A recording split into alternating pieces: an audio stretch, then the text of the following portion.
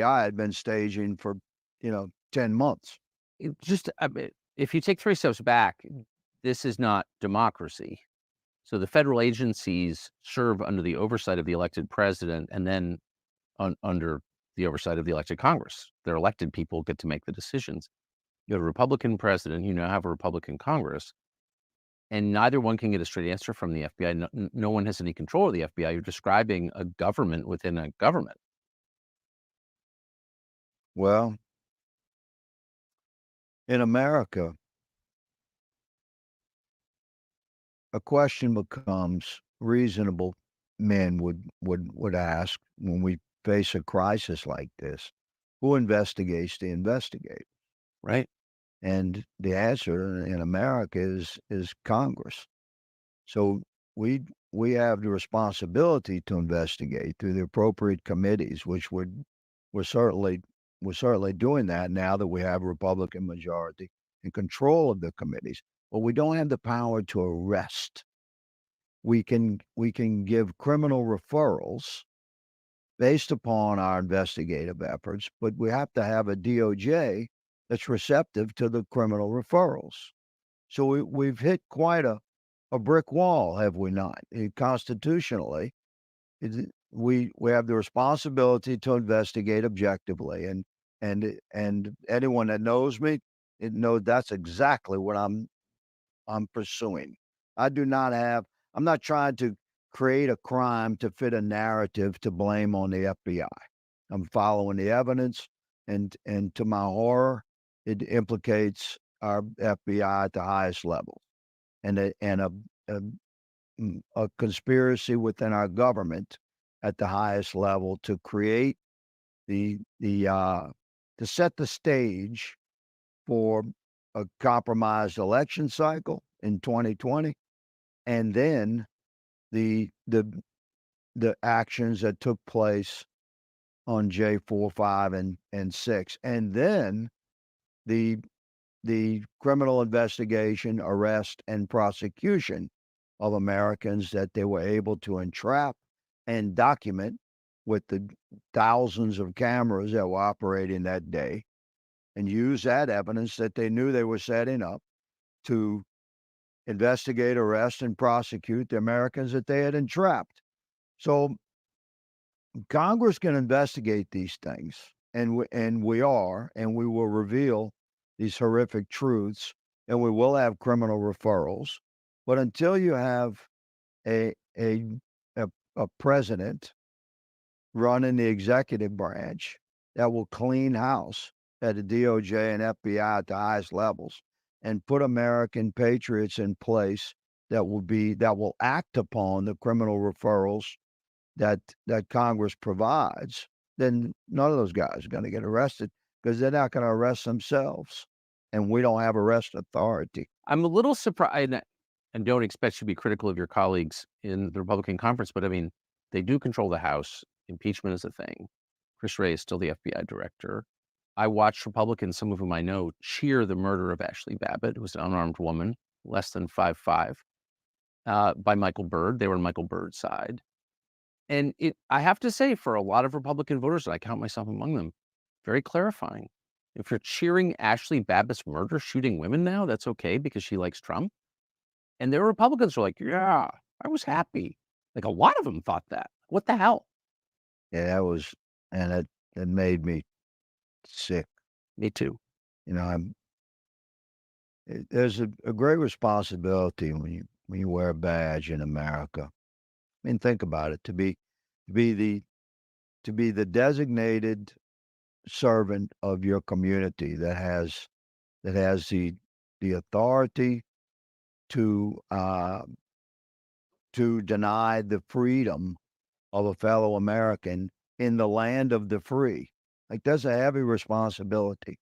So the escalation of force it must be appropriate in order to effect a lawful arrest.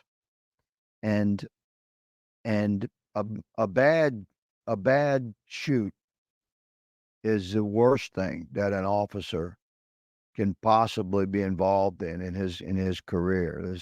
It's, it's the thing of nightmares for good police officers. So to take from a law enforcement perspective was clearly a bad shoot because there's some basic rules you just cannot violate. You have to attempt to effect an arrest before you can go to deadly force. There was no attempt to arrest Ashley Babbitt. There were officers on the other side of the window she was climbing through. There were officers on the interior side of the window she was climbing through. There was no indication this had been going on for an hour, and there was no reports on the radio or anywhere else of gunfights. So there was no reason at that point to expect that Ashley Babbitt or anybody else in the crowd was going to produce a firearm and start firing on police officers. Why? Because it had not happened. So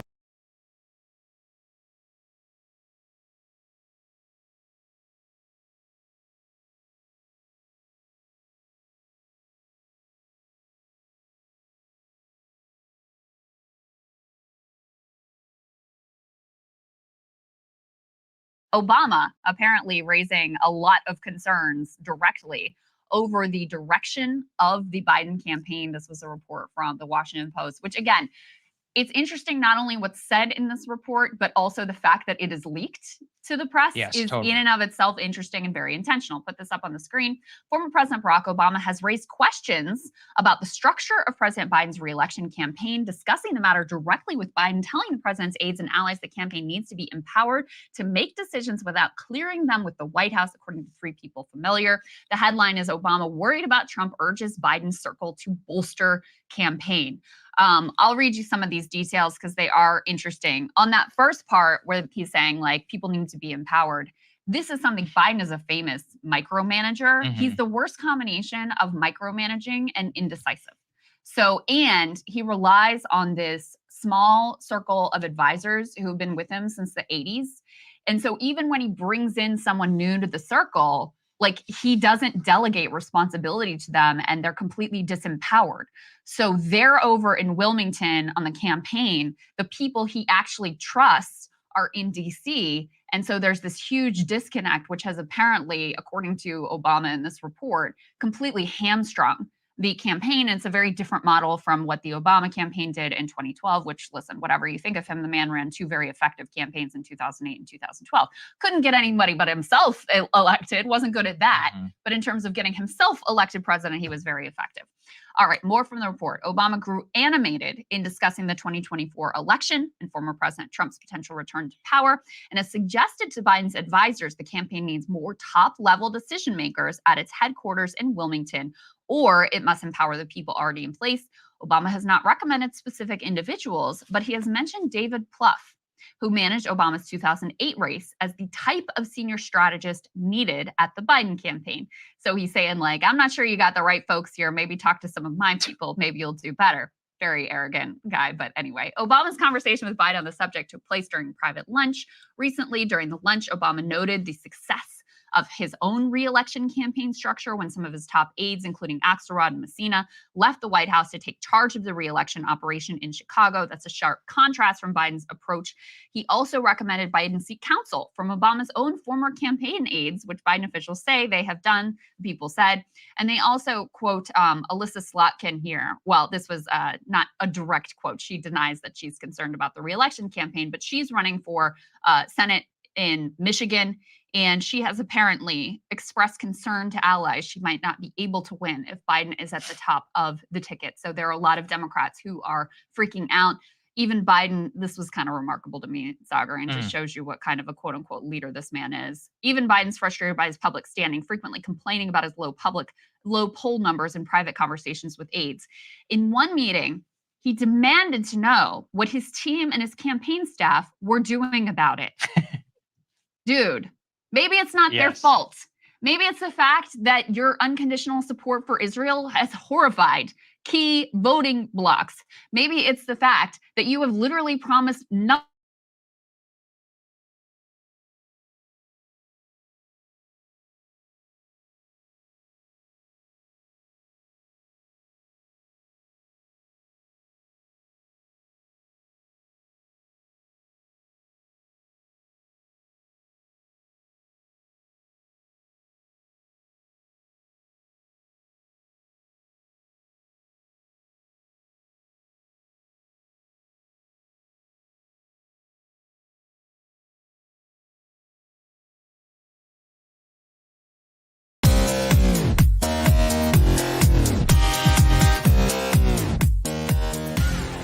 It has been exactly 3 years since January 6th, the events of January 6th, the racist insurrection that shocked this nation to its core, more profoundly than anything since Pearl Harbor, plus the Civil War.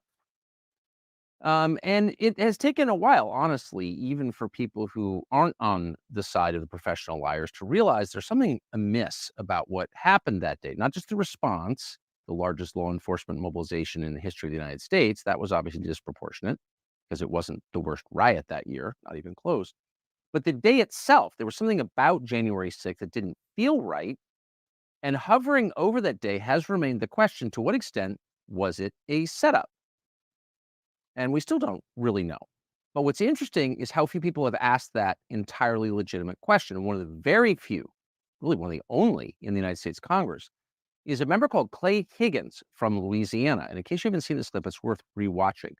This is from 2022 in a Homeland Security Committee hearing where he asked it just directly of the FBI director. Watch. Did the FBI have confidential human sources embedded within the January 6th protesters on January 6th of 2021? Well, Congressman, as I'm sure you can appreciate, I have to be very careful about what I can say about when. Even now, because that's what you told us 2 years ago. May I finish? About when we do and do not, and where we have and have not used confidential human sources.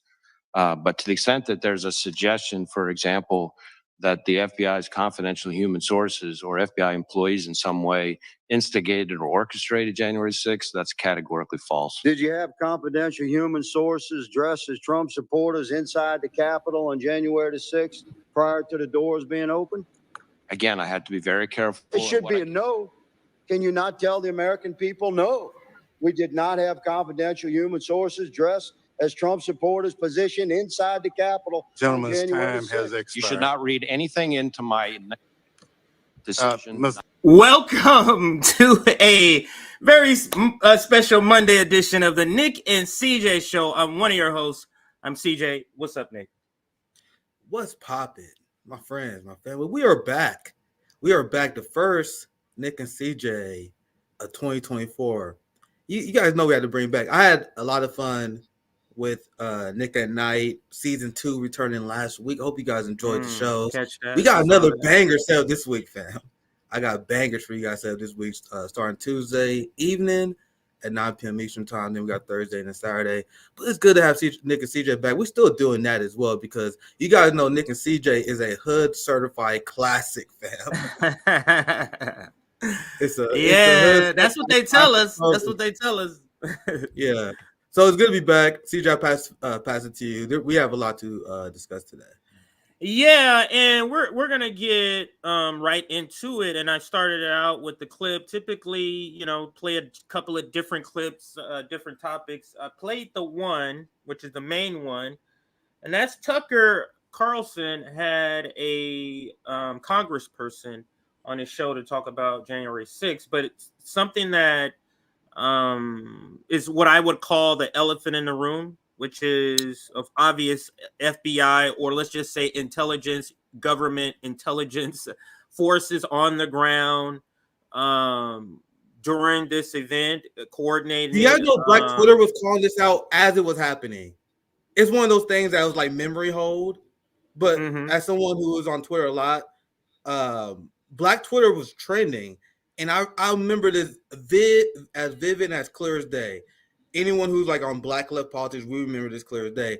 When January 6th was going on, bro, that shit was funny. And people were documenting. We were like, bro, look at the cops letting them in. There was all these videos. We were like, bro, the cops are letting these people in.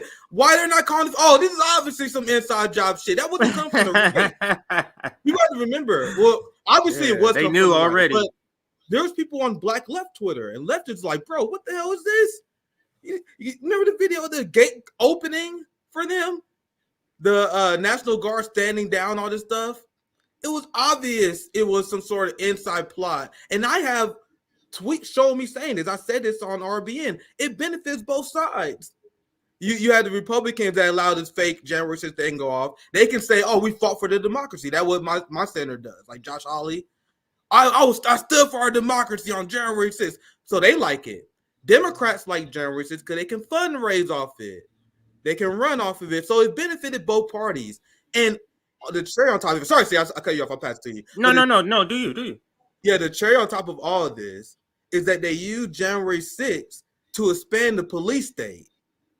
So those three combinations, CJ, is where I'm like, this is obviously an inside job. You can't go 3 for 3. These three things benefit the establishment, but you want to tell me this is not an inside job? Get the hell out of here. But I'll pass to you, CJ. I got a lot to say. And this being an inside job, and I'm glad you said what you said because it jogged my memory about this point. This being an inside job, typically the ruling class is united about an inside job against, in particular, Nick, indigenous people, black and brown people. They're united on that shit when it's time to do an inside job. Nobody's cracking. But when it comes to doing an inside job, in particular against a white population, there's part of the ruling class that's not on board fully with that. And that's where I think you're seeing people with the likes of like Tucker Carlson, people with the likes of the guy that are going to have on the show. Let me bring it back up, actually, because he actually talks about, I don't know if you've seen this, but he actually talks about several things you just mentioned in your opening intro here. So we're going to probably play about 5 minutes of this. And let me just say this. The overall presentation that I'm delivering here is about the 2024 election, and January 6th is their strategy. So they're connected. So there will be a little bit of like election talk in with this entire presentation. It's kind of long, but it's a lot to get through. We're going to touch on the Elise Stefanik video because they have found a way, Nick, to absolutely flip January 6th. Now they're damn near free Mumia Abuja. That's what they're doing about the January 6th. They're now abolitionists. I know exactly what they're abolitionists now. Yes. So we'll get to all of that in this presentation. But let's get back to this video. I wanted to start with this. This is an elephant in the room. It's something that I've never been in a conversation with you about January 6th and FBI is not brought up because to me that is just part of the tapestry of the story. Of course, in particular in the intro video, Nick, when we saw the FBI director, let me rewind it because it's so telling what he says here at the end. Watch this. It's categorically false. Did you have confidential human sources dressed as Trump supporters inside the Capitol on January the 6th prior to the doors being open? Again, I had to be very careful. It should be a no. Can you not tell the American people no? Look at his face. We did not have confidential human sources dressed as Trump supporters positioned inside the Capitol. Gentleman's time has expired. You should not read anything into my... We should not read anything into you just saying, no, we don't have that, Nick. That's what he's saying. So your wife comes up to you and say, hey, man, do you know whose number this girl's number is right here? You should not read into anything, wife, that I'm not going to answer this question. You should not read into anything, Nick. That's what he's trying to get us to believe. This is why I always say, don't let this professional managerial class let you believe as a working class person who doesn't have a college degree or even a high school diploma that you don't have intelligence. You have human intelligence to understand when somebody's lying to you, man. That's experience in life. It has nothing to do with books. And that's what I'm saying here. We obviously know, and that's the same, the rep, Nick, that is interviewing Christopher Wray is the one that Tucker Carlson brings on the show. So let's play it some more. And just let me know when you want to stop. I'm going to let large parts of it just play all the way through. Yeah, sure. Decision not to share information. Director Ray, confidential. gentleman's time has expired. What a sleazy, repulsive little authoritarian liar Chris Wray is. That's obvious when you watch that tape. The sad part is so few tapes like that exist because so few have confronted him directly and asked questions to which the entire country has a right to know the answer, like that one. Clay Higgins did that. Congressman from Louisiana, Lafayette, joins us in studio. Congressman, thanks so much for coming on.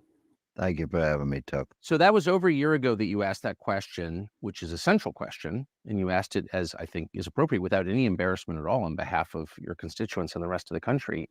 Are you any closer to the answer now? Well, we're closer to being in a position where we can reveal the answers that we already have. Much of the evidence that we have compiled from investigative effort and over the course of the last couple of years, some offices like my own would have operated in silos of investigative endeavor, have now been able to come together now that we have a Republican majority and we have access to the staff. So let me just, because it's important that we break down some of it, because he talks in code, or it feels like he's not talking as clear as he can, because he's trying to be not as candid as he can be. But it feels like what he's saying here is that they have more evidence, and it took them having sort of, he said investigation silos, I guess investigation, meaning they're doing an investigation and he or his group or somebody he knows is doing a separate investigation about January 6th. So to me, that speaks to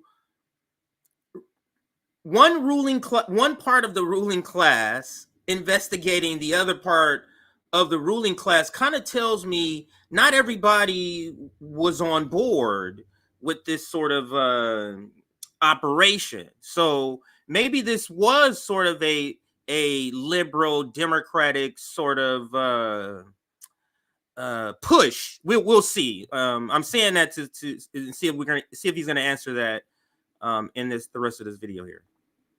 Drafts of the appropriate investigative committees. And so I sit on the oversight committee, and we Republicans run that committee now, and therefore we control the staff. So when you can magnify the efforts that individual members of Congress have pushed within our own offices, when you can magnify those efforts by the skill and the numbers of staff from the committees, you get a lot of evidence reviewed professionally and aligned and assembled into essentially a case file. And in this case, this is a big file, because the involvement of certain actors, you could say deep state actors within the federal government, to set the stage for what happened in J4, 5, and 6, and to entrap thousands of Americans from across the country and lure them into this set stage. Isn't he saying that there's high level involvement in the planning and construction of this complete psyop of January 6th? That's what I'm reading. Like, I feel like he's talking very technical and very sort of not as descriptive as he can be, because maybe some stuff he feels is sensitive and he doesn't want to be too out there. But that's what I'm grasping from what he is saying. On J4, 5, and 6, the people that were involved in that is quite a large web. So yes, sir, we do have a great deal of evidence compiled, and we're gradually, professionally rolling that evidence out. So you sort of answered the question right there in larger terms. You just said that elements within the federal government, I assume law enforcement, intel, and military, and I'm using your words, lured Americans to Washington into what you called a trap. Yes, sir. So that would, that's a shocking, and I assume that's a sober conclusion based on the evidence. That's what you're saying. That would be my sober assessment as an investigator.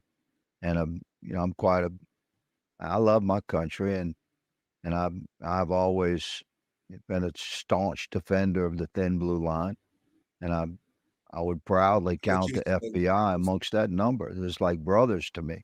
So to find that level of conspiratorial corruption at the highest levels of the FBI, has been very troubling to me as a. You So sweet summer as- child.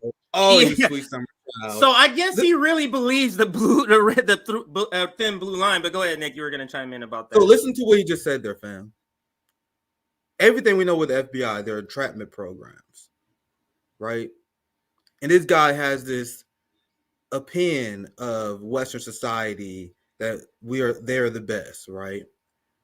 Look at this guy. How old do you guys think he is? 50? I can't tell.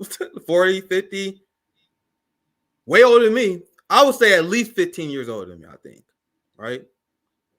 15 years older than me, still a grown-ass child, a child, a mental midget, someone whose mind has been so propagandized. He worked for the state, the violent state, and he believed that the state is the greatest thing that ever existed. And now at the tender age of 50 or so, he has now realized that the government plots, that the government don't have the best intention of the people. The amount of sweet summer children in this country blows my mind. I see it every single day.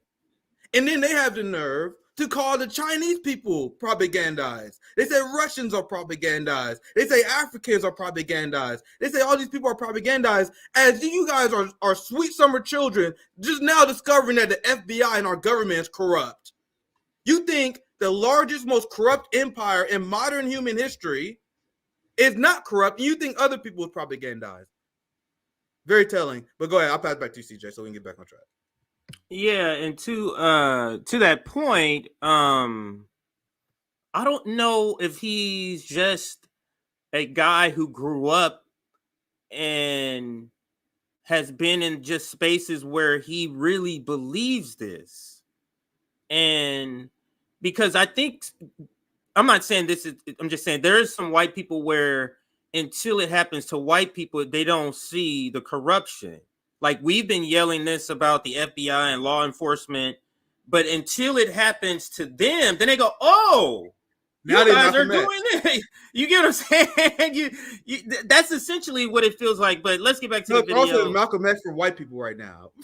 Now he demonized us when we wanted to challenge the police state. He still does to this day. As someone who considers himself anti-establishment, you see he drop it even in this interview all the time. The real riots. There was no riots, and I've explained this many times. But it was the police engaging with us, and we had the right to defend ourselves against the police, which many activists did not. Most protesters was peaceful until the police fucked with us.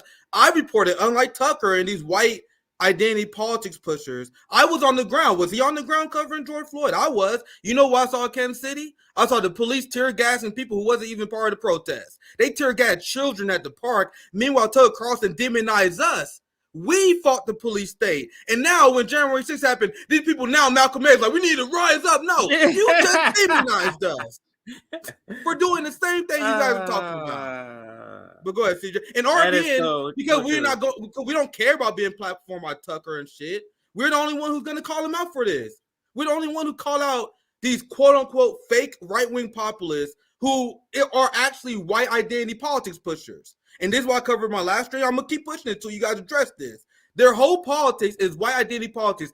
Tucker Carlson was for the police state. He was anti-protest when it was black people. They are spreading unfounded conspiracy theories, including Tucker, that George Floyd was on fucking drugs. And okay, let's accept your premise as face value, Tucker. Even if he was on drugs, what gives the police the right to choke him out for that, sir? He says this all the time, but meanwhile, everyone's just hanging out with Tucker. No one gives a shit that Tucker says shit that makes no goddamn sense. This is 2024. Cat Williams said these people cannot allow to lie. So he went from that, from I'm pro-cop, cops can allow to put their knee on your neck if you do some drugs. He went from that to now, oh my God, we gotta fucking liberate the January 6th white people. Absurd. But go ahead, CJ. I'm glad that you made this point. It's a point that has to be made. I just found on a little bit. But go ahead, CJ. Yes, absolutely. As a man, as a cop. And yet, you follow the evidence wherever it leads. And yes, this is what investigators do. So when I asked Christopher Wray that question, for instance, I already knew the answer. I had reviewed compelling evidence that FBI had assets human assets dressed as Trump supporters inside the Capitol prior to the doors being open and the masses allowed in. So He said inside the Capitol. I don't know if people caught that detail. If you didn't understand what he said, he said he's saying FBI already had people dressed up as Trump supporters inside the Capitol before anybody came in. I knew that the FBI was deeply involved. I'd seen evidence even at that time with that the FBI had embedded themselves into various groups online across the country of Americans who were essentially voicing their concerns and airing their grievances with each other about COVID oppression. And those Americans were targeted by the FBI, almost universally Republicans and largely Trump supporters. But the FBI worked undercover to infiltrate those conversations and become a significant part of those individual Americans' communications. And when you dig into the evidence that we've had revealed through some criminal cases that I've followed and worked with the families of J6 political detainees and Americans that have been persecuted for their involvement in the Capitol that day. And some of that evidence is shockingly reveals that the FBI agents that were operating undercover within the online groups across the country were the first ones to plant the seeds of suggestions of a more radical occupation of the Capitol. The FBI, informants, agents, whoever were in these online groups, were the first to suggest something more radical than what was originally planned, according to what this guy is saying. But meanwhile, I should say, on CNN with Vivek Ramaswamy, you had Abby Phillips cutting him off when he's just trying to say, hey, we need to find out what's going on, why FBI informs you. You don't have no evidence of that. What are you talking about? And they were sort of testing the waters of who amongst that group would begin acknowledging that, yeah, maybe we should do that. Maybe we should plan for an occupation like that. But if you look at the origins of those conversations, they were started by the FBI undercover guy that was operating inside the group. And then months later, on January 4th, 5th, and 6th, many of those Americans met for the first time in person when they gathered for the massive rally where American patriots assembled to object to everything that had happened during 2020, the COVID oppression, and the stunning results of what we believe. I must stop it here. I think this is the second time when he refers to this as COVID oppression. That, I mean, like I'm with the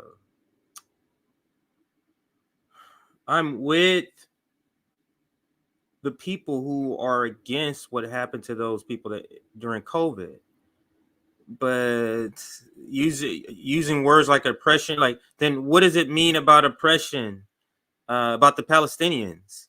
Like, if we're able to use that same word, it feels like it's too much. I just hate how selfish these people are, because I have a ton of criticism of the COVID regime. I know most people who got fucked up by the, you know what I mean? Yeah. But the problem is, these are the people who don't care about authoritarianism until it impacts them. Mm-hmm. And these are the people I have a lot of anger and disdain towards. Like, these people see a ton of injustice everywhere. They see government crack down on people. They see indigenous people have their free speech rights taken away. And they were silent. They're pro-police state, pro-authoritarianism when it comes to Black and brown people. But then when it happens to everyone, all of a sudden, these people are like, oh, I'm anti-authoritarian, I'm anti-government crackdown. Like, where was you guys during the Ferguson protest? Yeah, I was on Jimmy's show, and I spoke out against the COVID tyranny. But how many COVID activists was disappeared and killed? Like, I'm from Missouri, fan. Do you guys know what they did to the Ferguson protesters, the original activists, before they replaced them with DNC plants? I covered on this show multiple times. Original activists that started the Ferguson uprising against the police state was killed. Yeah. They was murdered, all in mysterious ways. And it's not me, just my crazy conspiracy theory saying this. I covered this many times. Officials, like news, like organizations, was like, "Yo, what's going on here? What's up with all these Ferguson protesters dying? Like suicide with 2 shots in the head. They getting murdered by the police. Mm-hmm. So found in a car shot. Found in a car shot. This is what CJ is saying. I believe this is what I believe your point is. We stood against COVID tyranny. I was very public about it. I mean, I'm talking about, like, I went on big platforms like Jimmy and Glenn and me and others and spoke out against this stuff, right? But the same white people believe that was the worst thing the government ever did, while supporting the government that was killing activists in Ferguson. Yes, they did some COVID tyranny bullshit, but show me the quote unquote anti-vaxxers that was killed by the government, like ours was. You know what I mean? But go ahead, CJ. I know that was the point I think you was getting, but I'll pass back to you. Yeah, absolutely. And let's continue a little more, and then I'm gonna switch up to some couple of other receipts here. I got like 3 more. It was a compromised election cycle in November 2020. So Americans gathered at their own capital to appropriately air grievances and protests at their capital, but embedded amongst their number was an FBI asset that had been working from within their group online for many months. So this was the level of manipulative effort that the FBI invested into American citizenry and our assembly online to exercise our rights under the First Amendment, to talk to each other about whatever we want to talk about, including the insidious suppressions of COVID that we were suffering across the country. Oh man, Jesus! Like you making it hard to like me align with that, and I'm gonna pause this here because I do want to finish this Tucker part up. It is a longer interview, but I just want to get to this snippet part and then move to the next receipt I have here, because this is the part that is one of the most important points. How many FBI agents was actually on the ground on January 6th? Let's see. Say that there were FBI assets in the crowd, in the building beforehand and certainly outside. What's the scale of this? Are you talking like 10, 20? No. Based upon some very conservative, but like hard investigative effort, evaluation of the numbers, from putting together eyewitnesses and videos and affidavit statement and whistleblower statements and court records that have been revealed through individual criminal cases where J6 defendants have been prosecuted and smart attorneys have forced admissions by the DOJ and the FBI, but those admissions have been sealed within the parameter of that criminal case by protective order by the judge, so I can't share them, but I've seen them. So real hard, objective, and conservative estimates would put the number of FBI assets in the crowd, outside, and working inside at well over 200. 200? Yeah. 200. Now, Nick, and I got another receipt unless you got something you weren't going to show, but 200 when we have been in these discussions about these obvious U.S. government involvement here, did you think it was on the scale of 200, or is this a new number? This is a new number I've never heard of 200. Did you think it was on that large of a scale? I had no idea. I had absolutely no idea. Right on. I'll pass Yeah, back to you. I was Yeah. So I wanted to show you that part first, or show the audience this part first about what should be investigating about January 6th. So now let's go to liberal sort of reaction to January 6th. Now, we just had it a couple of days ago, the celebration, or if you want to call it celebration, memorial, remembrance, what, you know, if that's what you want to call it. Let me show you liberal reaction. Now, I'm going to start with one person first before I get to the main person. And I'm going to share my screen now. So, we've all been watching January 6th. If you've been watching news the last, I would say 3 days, you can't help but get to January 6th segments. There's no escaping it. So you get the conservative view. We sort of got that from the Tucker Carlson interview, and I think I'm going to bring up the Elise Stefanik interview so you can get a little bit more of the conservative side. But I also wanted to show Nick liberal reaction to January 6th, and this is the liberal. This is gonna be my favorite part. This is gonna be my favorite part, Sam. I'll tell you guys right now. I was waiting in anticipation with this part. CJ, we bought it. I knew exactly where you was going with this. We didn't talk, I knew exactly where you was going with this. I was like, bro, I can't wait. I can't wait till we get this part by pass to you, because this shit is gonna be hilarious. Yeah, so like I said, like, it's hard because I had to put all of this together because it was so much different angles of January 6th that these could have been separate segments. But I'm gonna figure out a way to tell the story and have these kind of laced together. And this is another one. Clowns. That's the only way we can, the word that is appropriate here. Clowns cry over January 6th. And this is the liberal reaction of January 6th. This is what they're trying to sell us on. I'm going to try to get through this. Thank you for what you did 3 years ago today. Please tell me your thoughts on this third anniversary.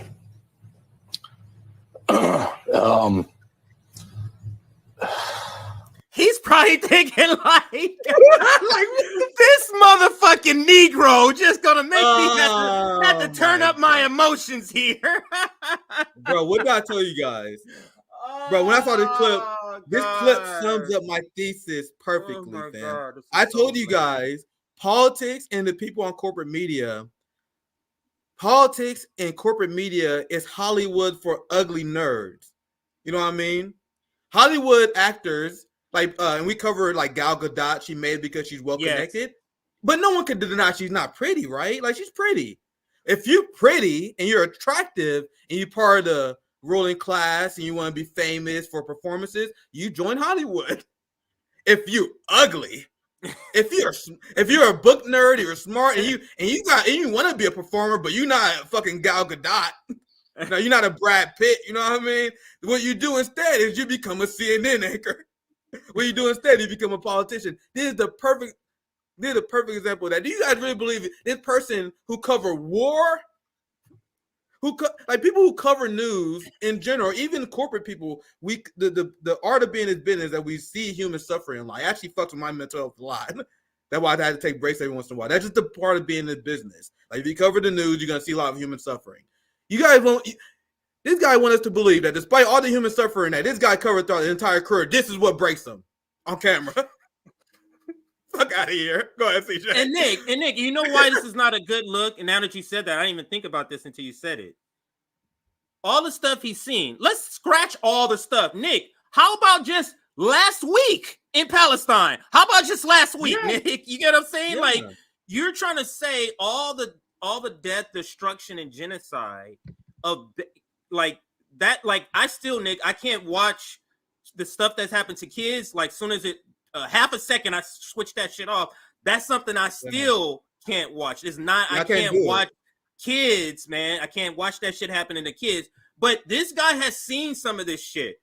Didn't break down once during any of those segments, but on this, you want to freaking break down and cry. I got to play it again before I get to the next one, because this is not the only one that displayed this crying on screen.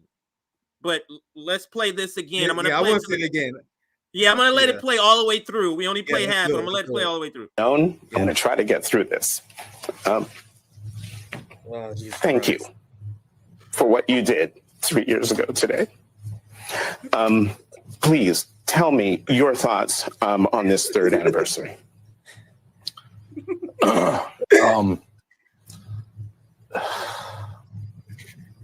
We are still in the midst of the same fight that began on January 6th, 2021.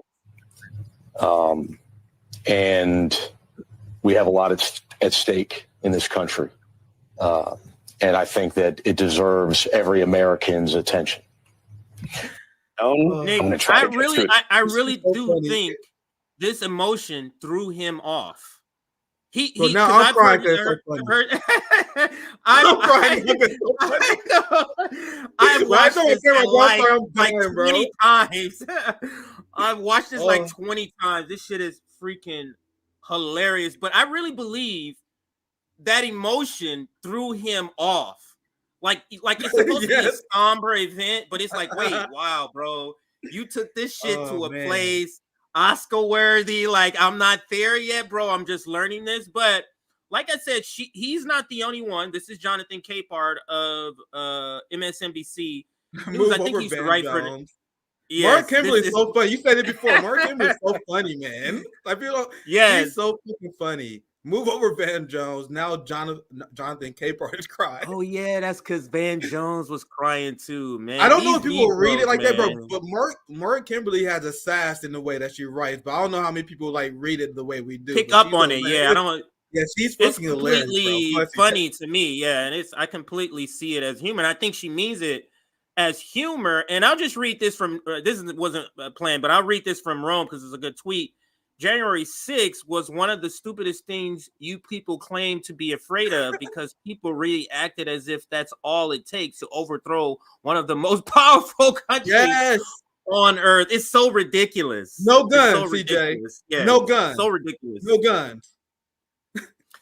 So let's get to your tweet now, because this is how I saw it, Nick. I went to your page and I'm like, oh, see what Nick got going on, and I saw this tweet from you, and I'm like, wait a minute, bro. I saw crying, this, like, bro. No. This is ridiculous. So yeah, I was like, no. I was like, no way, bro. Nick says this is exactly the reason why AOC is more unpopular than Kamala Harris. So, continuing with the theme of this mini segment of the broader segment, clowns crying. Here is clown number 1 talking about January 6th. If this was the journey that my life was taking, that I felt that things were going to be okay. And that, you know, I had fulfilled my purpose. Bruh. Anyways, sorry guys. So imagine crying like this on camera in front of people about this topic, but never having any display like this when you voted to break a strike, never having any a display like this as you send millions and billions of dollars overseas for war, never having any sort of breakdown like this about all the portrayals you have brought upon the working class. It is truly astonishing, and it tells you, Nick, this is an actress. This is an actress. Yep. But go ahead if you were going to chime in. I want to play it again. I could easily see someone doing a skit mocking AOC and what her reaction would be on January 6th anniversary, and this being exactly it. Like, this could easily be parody. And I'm like, damn, you guys really dragging AOC here, man. Would she really do that? And here she is. I saw this at first. I was like, bro, no way. No, there's literally no way. Are you trying to help us produce content? Like, This is exactly why I say that AOC is a plant by the establishment, which we all know now. She's AOC CIA, because her job is to make socialism and the left look as cartoonishly goofy as possible. Why do you think AOC takes up the most unpopular positions that antithetical to the working class? Then she turns socialism to a pro-war position. All of a sudden, she's a socialist for NATO. This is not an accident, fam. This is how capitalists work. They prop up these people, have them tell them that they're socialists, and all of a sudden they're the representative of socialism. And now the majority of the working class look at people like AOC like, this socialism is horrible. This is not a socialist in no way, shape, or form. Anyone who supports AOC, that is not a socialist. That is not a friend of the working class in any way, shape, or form. She is here to confuse the workers, mislead them, and turn them into pro-war simps. And despite this embarrassing display and meltdown, you want to know who wrote a book about AOC? Oh, God. Oh, God. Do you guys think that I'm ever going to let Ryan Grimm live this down? You guys think that Ryan Grimm or AOC ever going to come up in the conversation without me bringing up this cringy ass shit? Breaking Point's like, we got Ryan Grimm on the show today. He's going to talk about his book. We deeply serious people. We got shows. We got studio. Look, we got a book. The Squad, AOC, and the Hope of a Political Revolution. Buy my book, working class. I'm here to trick you. I'm here to cause confusion among the workers. I'm a good ally. Am I, CJ? Am I a good ally? I'm here to confuse the shit out of the worker and tell you guys this motherfucker who's crying about January 6th is a revolutionary. And then people like the Hill, Breaking Points, and many other people gonna interview this guy with this book and treat him like a serious person. If someone writes a book like this, you treat them the same way your 5-year-old gives you a painting they did. Yes, it's horrible. You may show support, but you don't take them seriously. You don't bring your 5-year-old on YouTube channel. Hey, you know the thing. You pat on the head like, "Oh, good job, Billy. Good job, Billy. Move on." This is child shit. Sorry, I had to interject this here because this is the first thing I thought of when I saw that AOC video was Ryan Grimm, and people still believe in AOC despite that AOC does this crazy shit. And that, I think, is a more horrible reflection on them. Well, I won't say more, but as bad as a reflection on them as it's on AOC. Hilarious. But go ahead, CJ. Yes, I'm glad you got to keep me up on that bit because I planned on covering this anyway. So you got to keep me up on that bit. But go ahead, CJ. All right. So I do want to play this one more time, and then I'm going to get to the next two receipts here. If this was the journey that my life was taking, that I felt that things were going to be okay. And that, you know, I had fulfilled my purpose. Oh my God, dude. Anyways, sorry guys. So that's so fucking disgusting. Bro, you know if why I was one of the AOC defenders, because you guys know one of the people I had the most heat, that I took the most heat to get with, was AOC stands. Like open, like people would hate me, like Nick. They're like, Nick, why you always spend your time attacking AOC? Like this, is like 2-3 years ago. Like it was a big thing that I went through. Like back when I had my divorce. Like how are those people who was like AOC stands, like the Sam Cedars, like the people who fiercely defend her for like forced to vote, how are those people not deeply embarrassed? We need to start getting screenshots. Like we need to start documenting this shit right now. Like, who are the people defending AOC? Because they about to start deleting tweets. I think it's getting to that point. I think people about to start deleting evidence that they supported her. Because I remember back in the day, you used to criticize AOC. You get people support you because obviously if you're right criticizing her, but there will always be this backlash because she's popular. There'd be like AOC fans that will go after you for criticizing AOC, going after her. That's dead now. Like I don't get none of that anymore. So these old AOC supporters are embarrassed, and they should be. Not Ryan Grimm, though. He's writing a book about her. Oh man. Yeah, but so continuing with the narrative, we talked about why the mainstream talk about January 6th is really unserious because you're missing the FBI. So any talk that doesn't include the FBI about January 6th is unserious. And I'm just showing you that. You see AOC, how unserious can you see January 6th through AOC's eyes and Jonathan Capehart. You see how unserious this is.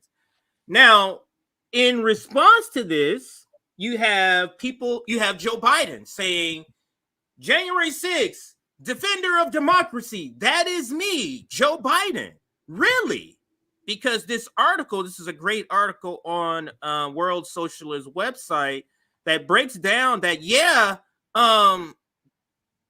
January 6th could have been that. Trump is this, and he's an authoritarian and a fascist, but motherfucker, you ain't a replacement for him. And I'll read a couple of snippets from this title, title here. Biden launches re-election campaign with fraudulent claim to defend democracy against Trump. And I'll start here. While lashing Trump as a candidate with no program except revenge and retribution, who cares nothing about American people, Biden said nothing about the record of his own administration, which has overseen the continued attack on the working class living standard and social rights that have prevailed under every Democratic and Republican president for a half a century. Biden's presentation of Trump as the spearhead of a far-right drive for authoritarian rule was certainly true, but his attempt to present himself and the Democratic parties as defenders of democracy was utterly fraudulent. Biden declared, democracy, this is a quote, democracy is on the ballot, freedom is on the ballot. Democracy means the freedom to speak your mind, to bring about peaceful change, end quote. He added, quote, today I make this sacred pledge to you.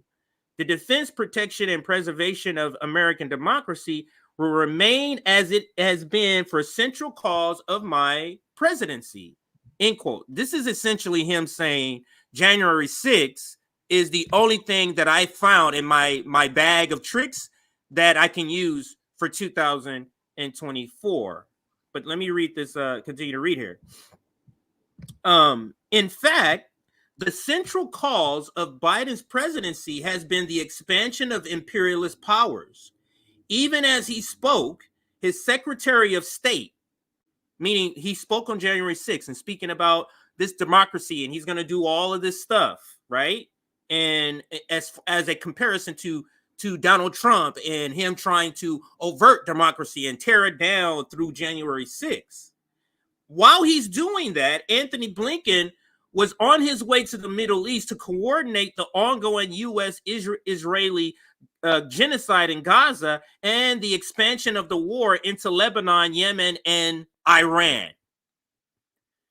In the face of mass protests in the U.S. and around the world against the war of annihilation in Gaza, and polls showing that nearly 3/4 of young people in the U.S. oppose Biden's Gaza policy, the Democratic Party is working hand in glove with the Republican to suppress pro-Palestinian protests on college campuses, purge college administrators, as at Harvard and on University of Pennsylvania, and ban student groups opposing the genocide on the basis of a lie that anti-Zionism is anti-Semitic. Washington is simultaneously escalating its proxy war against Russia and Ukraine, despite the growing risk a nuclear conflict, in a bid to obtain Republican support for an additional $61 billion for arms for Ukraine. Biden is offering to effectively abolish democratic rights of migrants to claim asylum and adopt Trump's fascistic policies of mass deportation and detention. I know that was a long diatribe there, but it's important to show that although, let's say you believe in January 6th, let's say you believe that even with FBI informants, this wasn't an overthrow or an attempt at insurrection, how is Joe Biden a remedy for that? Considering what he is currently doing now and what he has done. Now, I want to move to the final receipt here before I pass it to you, Nick. And that is, if you haven't seen it, I hope you haven't seen this, Nick, but if in the audience, if you haven't seen the interview with Elise Stefanik on Meet the Press. Oh, I haven't seen it. You got to watch something. I mean, we're only going to watch like 2 minutes of it or cover, but sorry, 3 minutes of it. But I would say go back, Nick, and watch the whole thing. So at least to find, I just want to say one thing because it's been very interesting to see this because this proves another theory I've been saying correctly. Once again, Marxism is a science. We told you guys that liberals will side with fascists in a heartbeat, right? They will side with the people they view as the hard right in a heartbeat. And I didn't know who Elise Stefanik was, but the second I learned that she was Republican, I knew she was a Trumper. That's what Republicans are nowadays. But you guys see how quickly the MSNBC shit libs and New York Post liberals started propping her up when she went after Claudine Gay on false premises that she promoted genocide of Jewish people. So this person who they otherwise would demonize as a dangerous fascist, remember, according to them, the MAGA movement is the most dangerous threat to American democracy we ever seen. But Elise Stefanik is literally auditioning to be Trump's vice president. Like, she's an unapologetic, hardcore MAGA person, CJ, right? Yes. But meanwhile, the liberals are propping up. Like, look at this respectable politician taking out this person in elite academia. And Morning Joe had her on, was showing her clips. Well, like, this is an amazing job by Elise Stefanik. Like, Joe, wasn't you telling us just not too long ago about how dangerous the MAGA movement is? And now you're propping up the MAGA movement when they are pushing the Zionist authoritarianism on our youth? And the point I'm making, I'll pass right to you, CJ, is this is what we said from the beginning. This is what Marxists say. This is why we distrust liberals. You see how quickly liberals will side with the Trump supporters to crack down on the left? That's why we don't believe them when they say that Trump is a unique evil. That's why I never had Trump derangement syndrome. Because I'm like, Trump was your boy. Trump was your boy. Trump is part of your class. You guys had no problem with him. Now you guys want me to think he's uniquely evil? Especially when you guys are so willing to work with these people on stuff like border, stuff like increasing the police state. But you guys want me to tell him, you guys want me to think that he's a unique evil? But go ahead, CJ, I'll pass it back to you. Yeah, that's a great point. And like I just want to make it clear because we got a few new viewers. This person say, yo, what's wrong with MAGA? For the new people in 2024, RBN is a post-duopolist channel. MAGA is duopolist, are they not? They are a duopolist movement that hired Mike Pompeo, Steve Mnuchin, the DeVos family. They killed General Soleimani. This is what Trump did. Put sanctions on Venezuela. Like, he's a crazed war criminal that support a duopolist party. If you are part of the MAGA movement, you are an unserious duopolist. I view you the same as a Bernie supporter. Bernie supporters and AOC supporters are cultists. People like Bernie and AOC because they say good things. Trump supporters like Trump because they say good things. They don't care what they actually do. You guys are the same. We are a post-duopolist channel. That's why I don't like Tucker, because no matter what Tucker says, he's still a Trump supporter. Oh my God, I stand with Julian Assange. I'm gonna make money on my Twitter account by meeting with their wife while I support the person that tried to kill Julian Assange. We don't accept these fucking giant hypocrisies that are being, ladies and gentlemen. Sorry to hijack my pass back to you, CJ. I just want to make no, that's good because we need to start making those announcements that we're supposed to watch because we understand we're getting new viewers here. But back to this last part of this presentation, and that is we saw the liberal reaction to January 6th. Now I want to show you the conservative reaction and actually what they're going to be doing. They have completely flipped this shit. They completely flipped this shit. It's almost like they've been consulting the socialist movement, like some sort of black movement. Is almost like that's who they're consulting because the way that they're talking about January 6th and January 6th, what they used to call rioters, now what they're almost calling them like political prisoners. They completely flipped it. But in Elise Stefanik, if she's the one in the corner that's pushing this narrative, that the Trump narrative about January 6th, this is the person you want in the corner. But like Nick said, she's terrible. But on this issue, being terrible is a good quality to have, and you'll see in this interview here. Now I'm gonna play the first 30 seconds of the segment before she's introduced because it's part of the segment. Former President Trump faces multiple legal challenges. 1 second.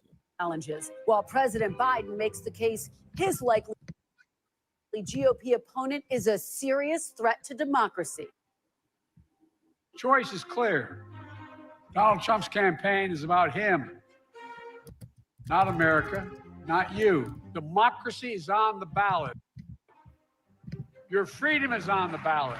I'll talk to Republican Congresswoman Elise Stefanik of New York and Biden's deputy campaign manager, Quentin Fulks. Plus, wider war. There are growing fears the war between Israel and Hamas. I'm going to just fast forward just to see if it stops at skipping. Israel's Stuff that is President doing. I don't understand. Joining me for insight. Let's see. Those are just 8 days away. We are just 303 days from Election Day, and democracy is front and center. Faced with low approval ratings and trailing former President Trump in head-to-head polling, President Biden kicked off his 2024 campaign on Friday, on the third anniversary of the January 6th attack on the Capitol. Biden framed the election as an existential choice for the future of democracy. This is not rhetorical, academic, or hypothetical. Whether democracy is still America's sacred cause is the most urgent question of our time. And it's what the 2024 election is all about. A new Washington Post University of Maryland poll shows a third of Republicans and nearly half of Trump voters believe the false claim that the FBI organized and encouraged the January 6th attack. You notice she said false claim with this? Yeah. You notice that it's so despicable that, and this is a short, just propaganda segment, a point, not even a full segment, but you see how they carefully place adjectives.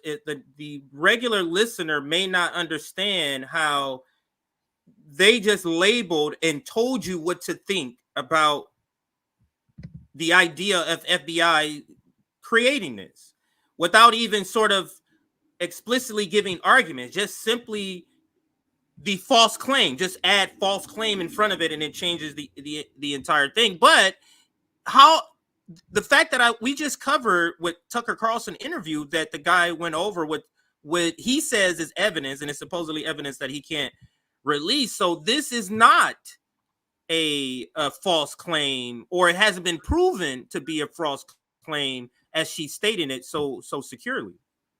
Hack. That's despite one of the largest criminal investigations in American history, resulting so far in more than 1,250 charged, 890 convictions. President Biden accused Mr. Trump of. So I did wanted to show the breakdown of the numbers, and now let's fast forward to the the Elise Stefanik interview now, because this gets in the first 45 seconds, it gets off the rails. The first 45 seconds. So let's the see. Highest ranking woman in congressional GOP leadership. She is also the youngest woman ever to serve in elected congressional leadership.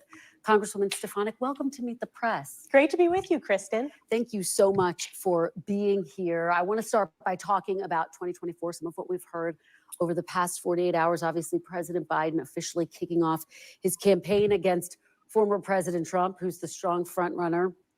You are one of Trump's strongest supporters.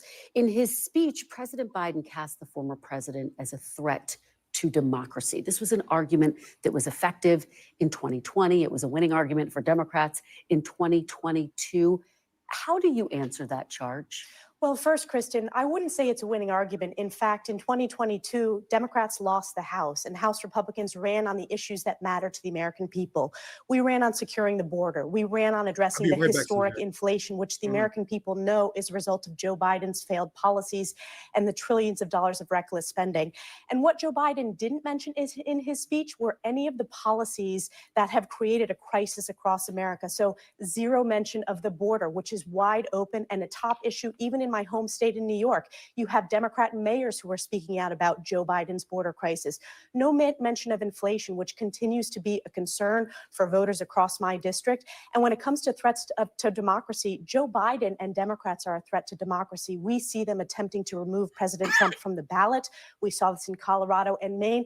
That is a suppression of the American people and the American people's ability to cast their ballots this November. So it's Democrats that are a threat to democracy. We should note, of course, there's no evidence that President Biden is in any way coordinating with the Justice Department in terms of the indictments.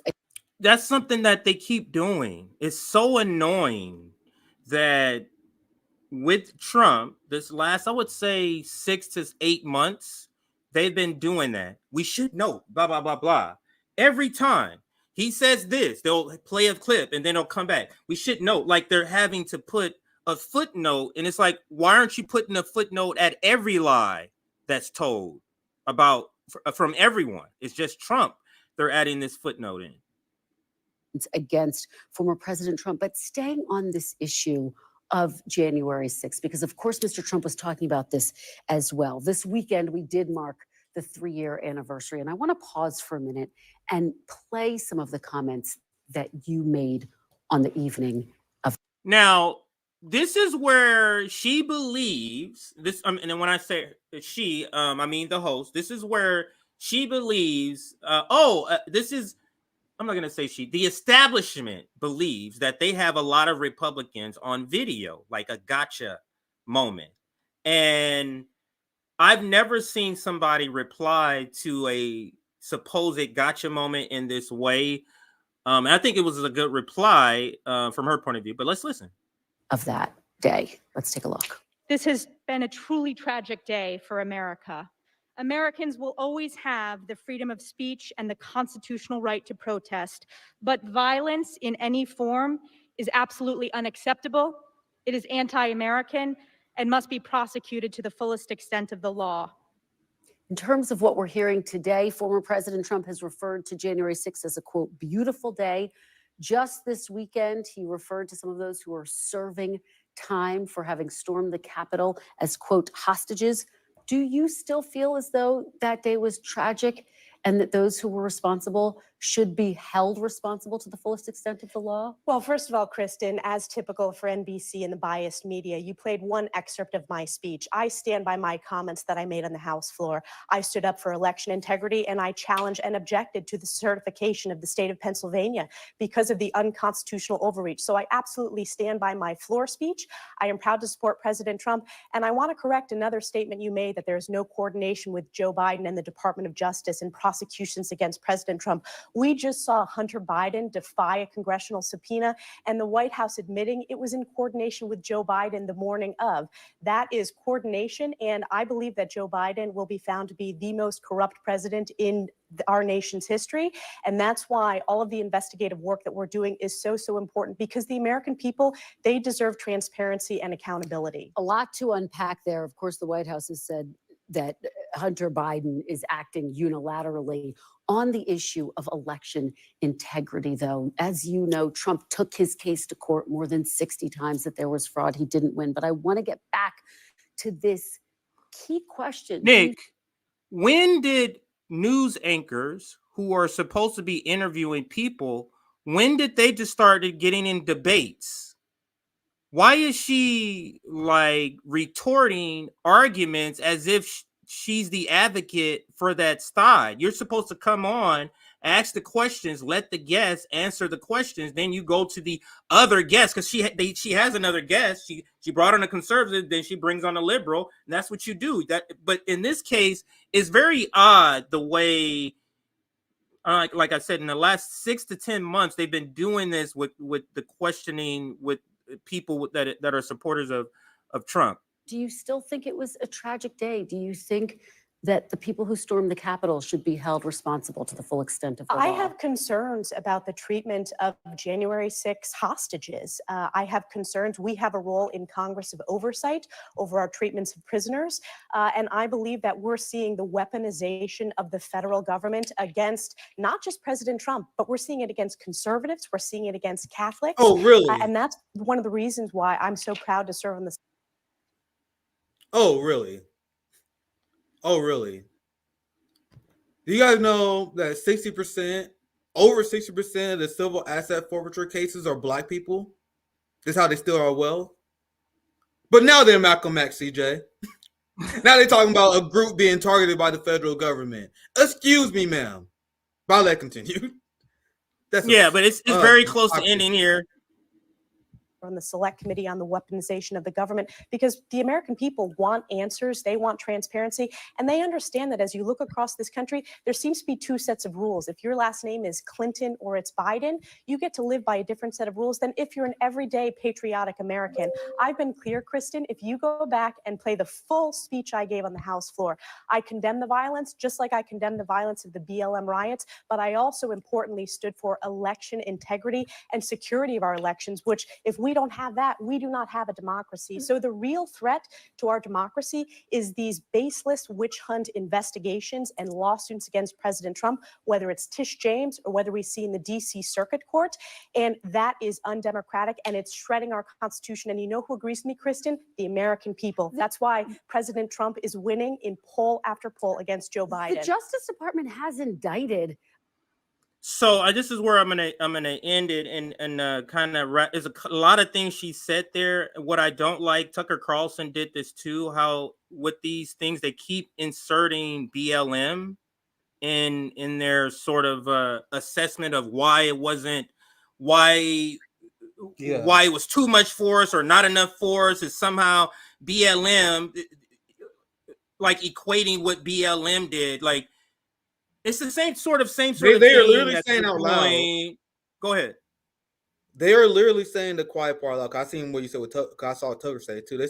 Their argument essentially is, "Hey guys, God damn it, you're only supposed to use the cops to beat black people and their supporters. What the hell?"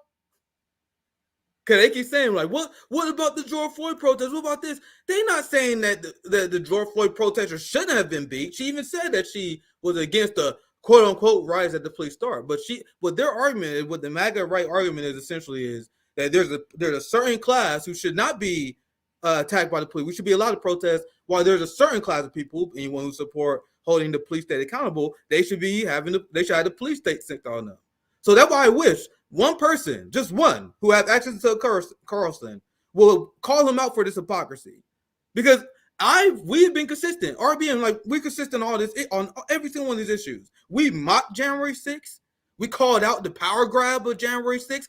We called out how they used January 6th to weaponize the police state. But we also called out how the state government cracked down on us, on the Ferguson rioters, the people who tear gas people and cause people to have miscarriages at the Black Lives Matter protest. The same way I called out authoritarianism at the trucker protest in Canada. I said that's wrong as well. So you guys know how RBN is consistent, but the right-wing populists only stand against authoritarianism when it affects white people. That's why I say Tucker Carlson and these people their primary politics is white identity politics. So whenever I see the minority criticism, whenever I see every once in a while, I'm like, oh my God, why RBN always talk about race? You see this as well, CJ, every once in a while. Yeah. Why does JB talk about race? Why do Sabby talk about race? Why do RBN talk about race? Your boy talk about race more than we do. The people you like talk about race more than we do. They view everything in politics through the lens of white identity politics, and that's the entirety of the right wing. What we talk about is the material conditions of our people and how to improve it. We talk about how to uplift everyone, how to end state violence for everyone. For everyone. They talking about interstate violence only for them. CJ, and this is why I call there is also, just like there's a black misleadership class, there's a white misleadership class, because the white worker is going through a lot of the same things that the black and brown, indigenous, and workers of all shades is going through. But then when you have misleadership like a Tucker Carlson, who kind of gives you the right critique, but doesn't fully give you the right critique because he still wants to dabble in the culture war. He still wants to kind of keep the white worker separated from all other workers. Like I can't get with that. So understand, when we're talking about a revolution, when we're talking about a movement, when we're talking about a coalition of people, fighting for class, or fighting for the same class, a class struggle, that's not going to include people like Jackson Hinkle and Tucker Carlson. Sorry, it's not. It's not going to include them.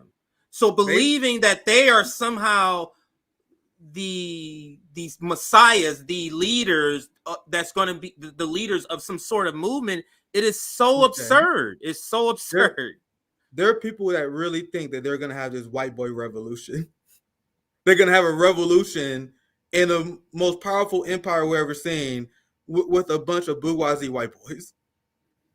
And then like, oh no, we don't care. We can it don't matter if we piss off the black radicals.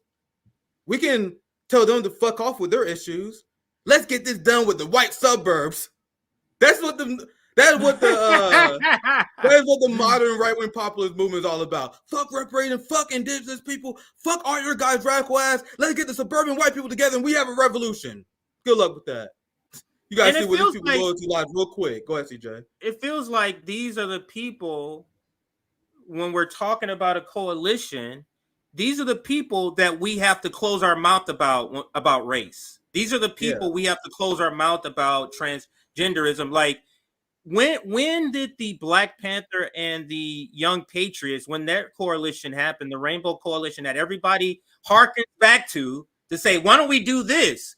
When did the Black Panther stop talking about shit, Nick? Do you recall that shit? I don't recall They never did that. And these people say with a serious face, they say, you guys can't talk about radical politics. You guys can't talk about race, because what if you turn off the white person you need, the white suburbanite who will be turned off by that? I'm like, fam, we don't need Joe, who's 54 years old, who got arthritis, who is triggered by the word reparations. They are counter-revolutionary.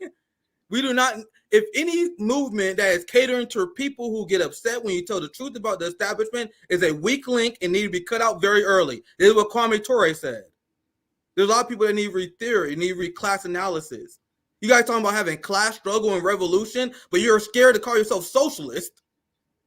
They talk about collective bargaining, but they're not socialist. What the fuck do you think that came from? Where do you guys think class struggle come from? But they're afraid to call themselves socialist, but they're supposed to be the people that we rely on to get the revolution started? Absolutely not.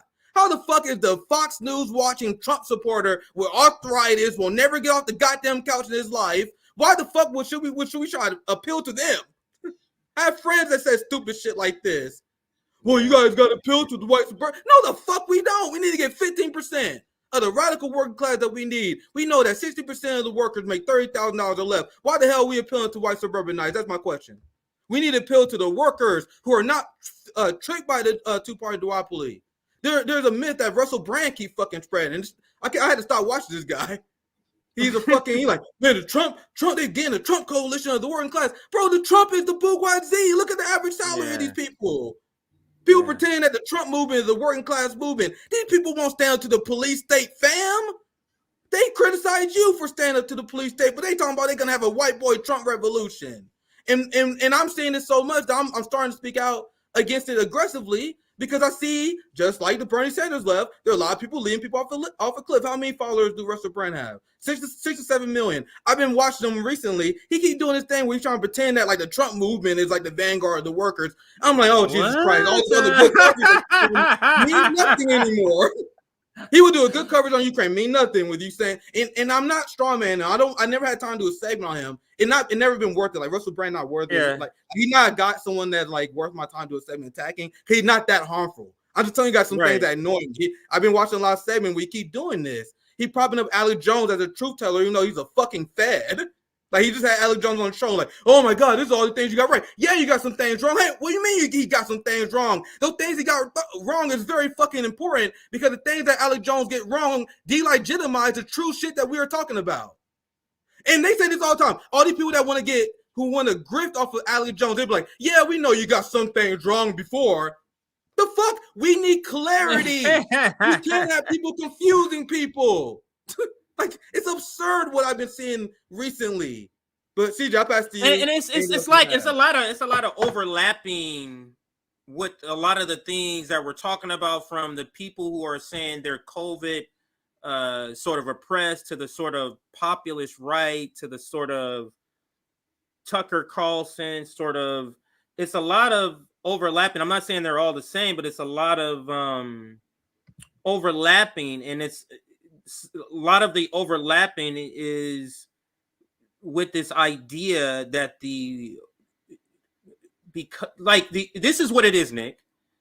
The white part of the white bourgeoisie feels oppressed about COVID, so now they feel like an oppressed class that can, I guess, lead the group. Like, I have now been oppressed, so now I'm a marginalized group that now should be leading a movement, which is just, preposterous. And this is the last thing I'll say on this, and that is, we have to stop believing that rich white people speak for poor white people. We have to stop thinking that just because Tucker says this, that, white workers, no. Nick, you probably know a bunch of white workers in your neck of the woods. They're not listening to Tucker. And if you separately, this is what makes me upset. You're not even talking to your white worker about black shit. You just talking to people. I'm not supposed to be able to talk about other shit that doesn't involve this united sort of coalition. I'm just supposed to stop talking about it. So are you going to stop talking about COVID? Like, are we going to stop talking about the police brutality? Are we, you know what I mean? Because that's going to offend somebody. We can't talk about Palestine. You know why? There's some people who's for Israel in this coalition.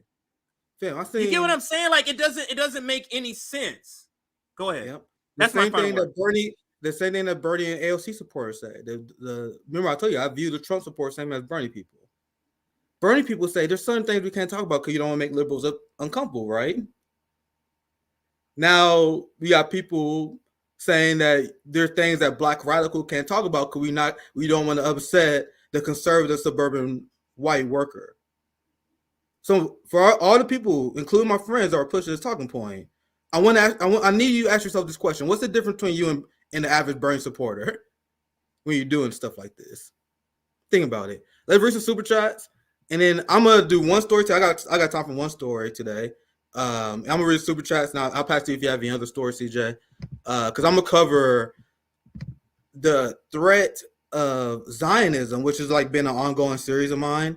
Mehdi Hasan is obviously like the climax of my story, but you guys know I like to build stuff up. That's exactly what I'm gonna do with my presentation. I don't want to rush it up. I think I got time for this segment, and then I gotta head out. But let's read some super chats.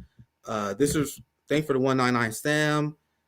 January 6ers took selfies. And that's something else that they don't talk about today. There was videos the day of January 6th of like the QAnon and Shaman dude and all these people. They was like giving tours. Like they was like, this is Congress. They was like, hey man, and the dude was like, hey man, what's up, man? They was like, it was like a white tourist event. Like they was going, oh, this is Congress, this is crazy. They never talk about this anymore. I remember this vividly. The videos of just people casually walking around the now they pretend that these motherfuckers were trying to tear this mug down. No, it was like a tourist event for a lot of these people. Let's move on. But thank you for the super chat. Let me give Biden a shout out. All the consistent super stickers. Thank you for the $20 solidarity super chat from Bryce. I appreciate that. We also see Sam again. So scared of Trump, but gave him trillion military. Exactly. Like I'm saying, I'm not gonna rant, but like when you see like the most unhinged neocons like Newt Gingrich support Donald Trump, you think you fucking doing anything against the establishment? I just seen a segment where Newt Gingrich was all over Trump's dick. And you guys think that guy is a threat to the establishment when Newt Gingrich is singing his praises? Makes no sense. Big shout out to Vicky Blair. I didn't mean to skip over that. Thank you for gifting membership for many people in our working class audience who cannot necessarily afford to support a YouTube channel.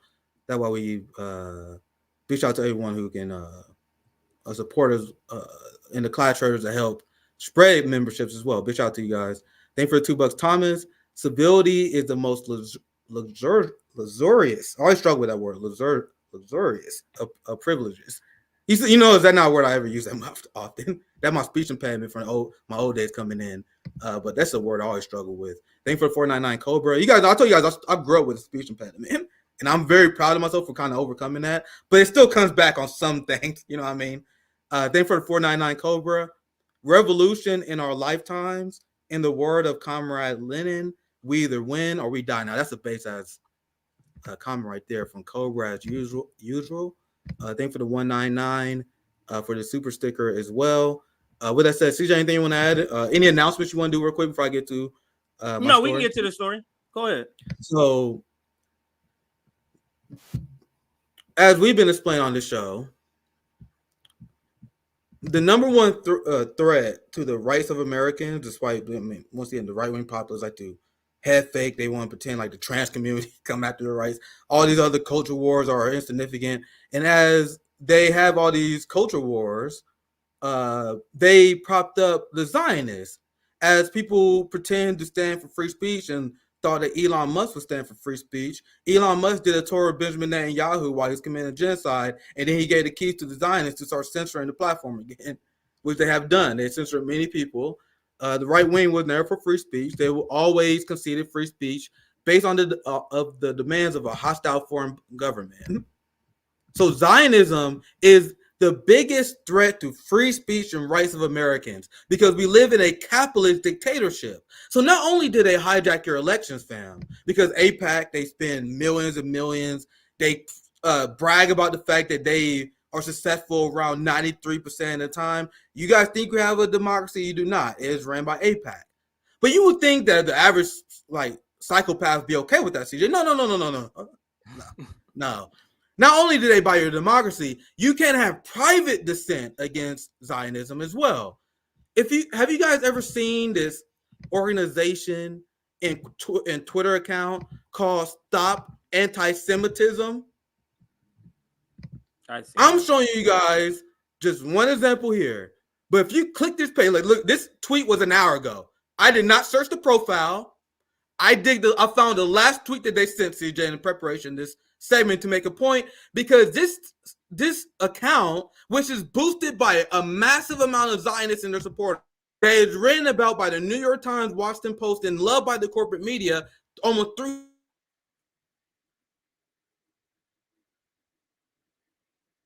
Uh-oh. Did Nick freeze? Censored the political opposition. I know I probably blacked out a little bit because I saw my internet. So I'm gonna repeat what I said. Yeah, you're back. Yeah. I don't know where I cut off, so I'll repeat what I said. You have Stop Anti-Semitism, that their number one thing that they do is try to get people fired for standing against the genocidal apartheid state of Israel. So buying our elections was not enough for Zionists. They are so fascist and authoritarian, they are pushing the capitalist dictatorship to the next level, where not only can you not dissent in the government, they are going after people privately who criticize the state of Israel. And CJ, in the establishment, this unhinged group is viewed as normal and acceptable. Washington Post, New York Times, MSNBC, they just talk about them like they're not a fucking unhinged, crazy, fascist group.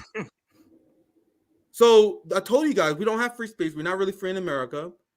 When capital dictates your life. In a capitalist country, it's very important for you to have capital. You can't do anything without capital. You can't have healthcare without capital. You can't make capital without capital. So in order to crack down your speech, they don't have to write a law about it. The way they do it, they control the flow of capital. They punish your capital.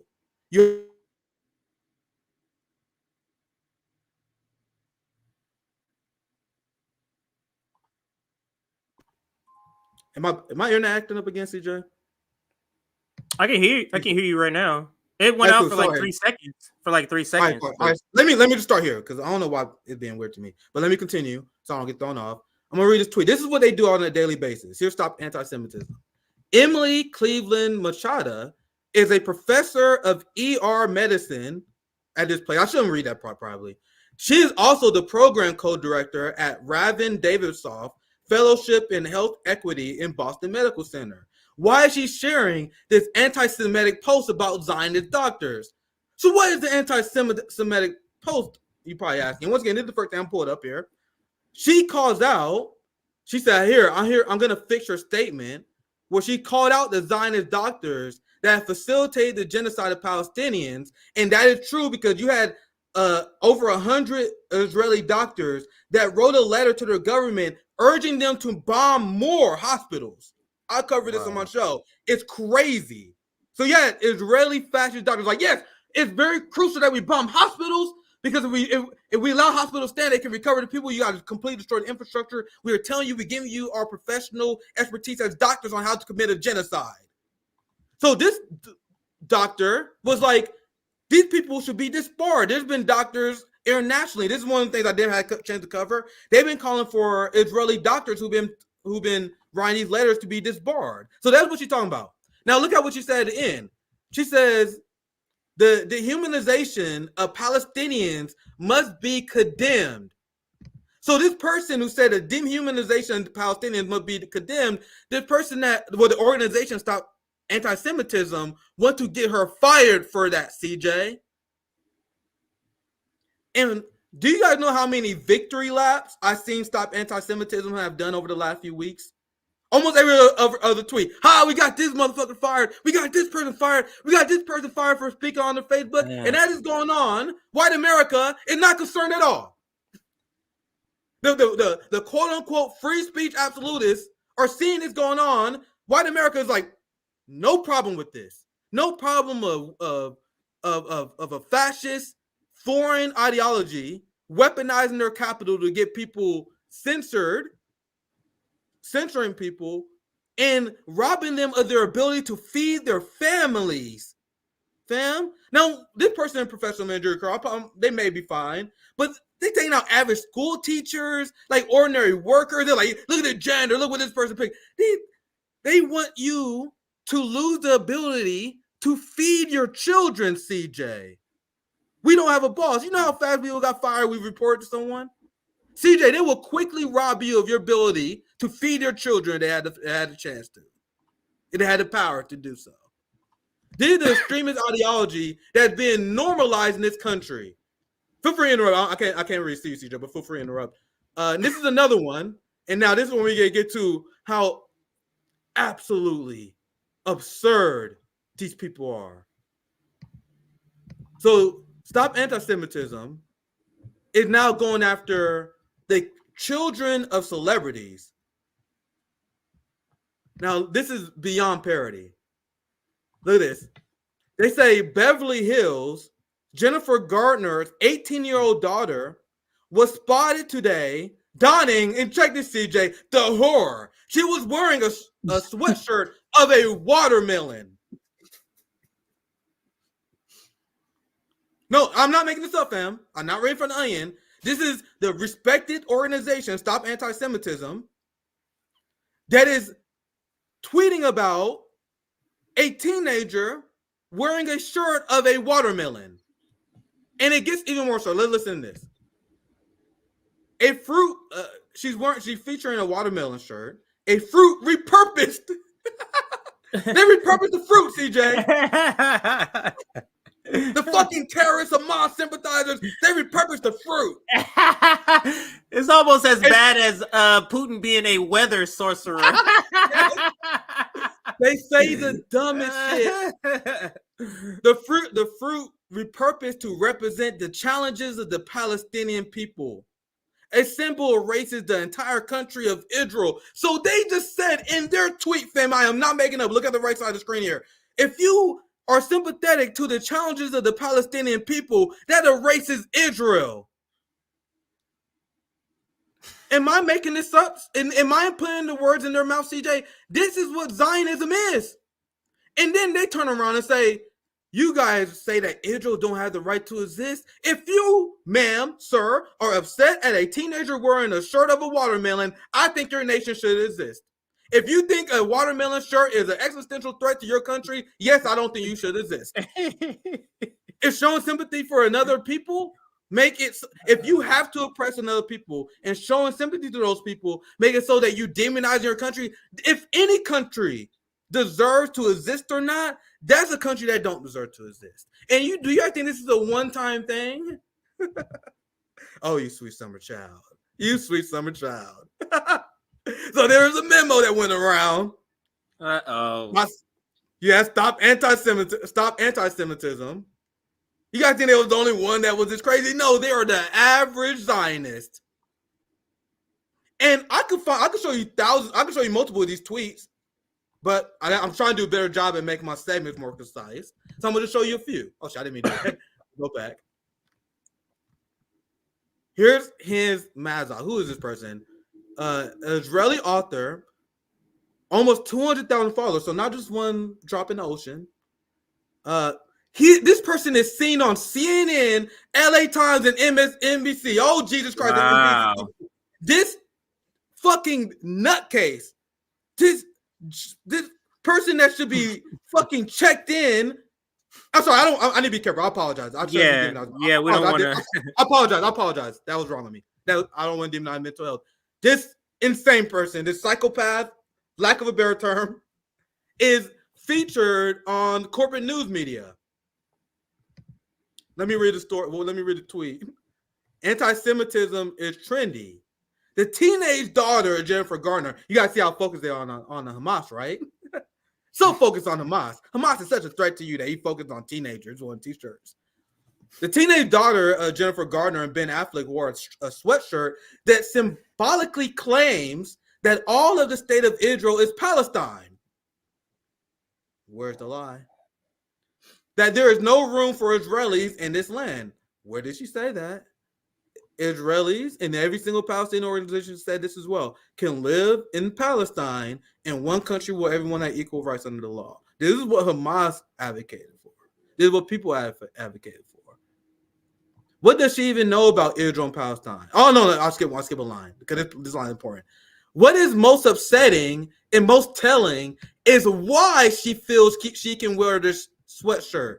Hey, Ben, CNN contributor.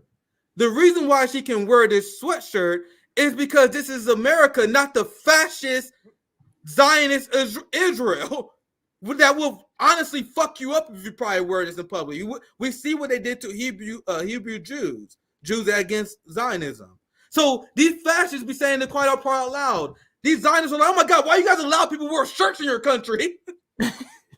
And you guys know, and I actually felt very uncomfortable while I just said, CJ. You guys know I'm not an America apologist, but what I just said was very uncomfortable. Because there are no way, shape, or form is America apologist. But you guys see there are levels to this shit. All the problems I have with our countries, Israel is the next level of fascist authoritarianism, and they are importing that in the United States. What does she even know about Israel-Palestine? More than what the average evangelical, average American Zionist does, I'm sure. Has she ever been here? Has she ever researched and read and interviewed and listened? That's exactly what she did. Meanwhile, I need to stop ranting. It's obvious. Obviously, everyone in the youth, except the brainwashed majority, like 60% of the boomers support Zionism. Actually, it's more like 80%. I keep undercounting. Like when I look at polls, like 80% of boomers for him. Their generation believes everything the New York Post and Washington Post said. Their generation, and I'm talking about only the people that support Zionism, not everyone. I'm talking about the people in the polls that factually support Zionism, was like 80% of boomers. They believe whatever what authority figures say. If it came from CNN, they believe it. It comes from the New York Post, they believe it. Hell, if it comes from the CIA, the fucking Mossad, they believe it. But they believe they're better than young people who distrust the government. I trust the person that does their own research instead of these people that take authority government figures at face value. Isn't it funny they take it the exact opposite way? But anyway, let me continue. She likely doesn't even understand how or why her sweatshirt is not only offensive, but threatening to Jews around the world. And if you guys are not watching the screen, I cannot emphasize enough that she is only wearing a watermelon t-shirt. They would count this, you know, the ADL would count this, and Jonathan, he would count this as a anti-Semitic incident.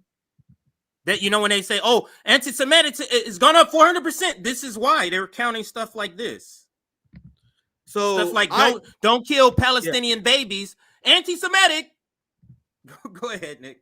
This shit is clown shit, man. Zionism is clown shit.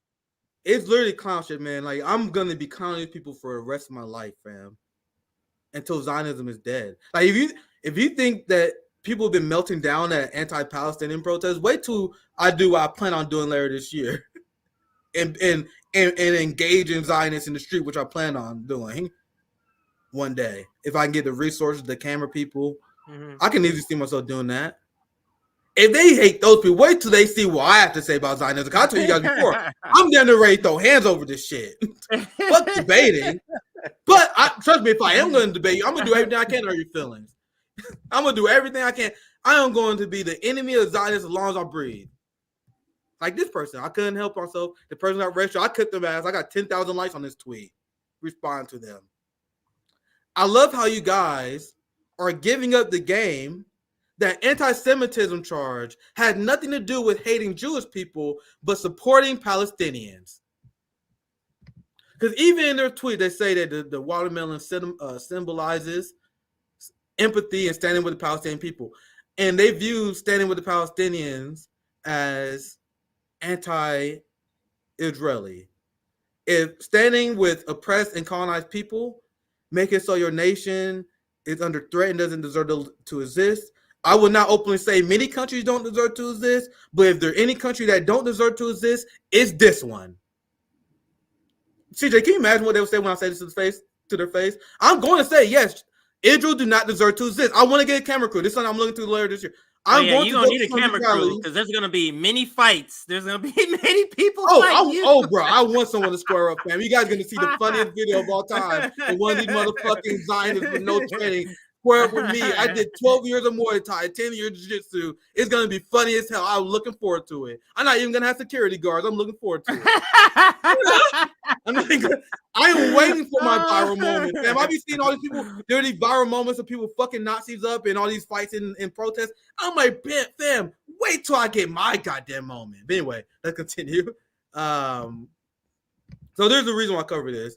Zionists are giving the game away that the old anti-Semitism charge is essentially you can't criticize Israel. You can't stand for the Palestinians. Now, this marks officially the end of the first part of the segment, and then my second segment, CJ, because they kind of blend together. But this is where I officially have them separated. Because this leads to the Mehdi Hasan thing. Because you have Zionism in Israelis, especially seeing how critical this time is for them right now. They realize that they can't fuck around with American Bill of Rights. You know what I mean? They try to be not as openly fascist against free speech. Like they have been fascist against free speech. Look at how they treated BDS. Like this is not new. I cannot emphasize this is not new, fam.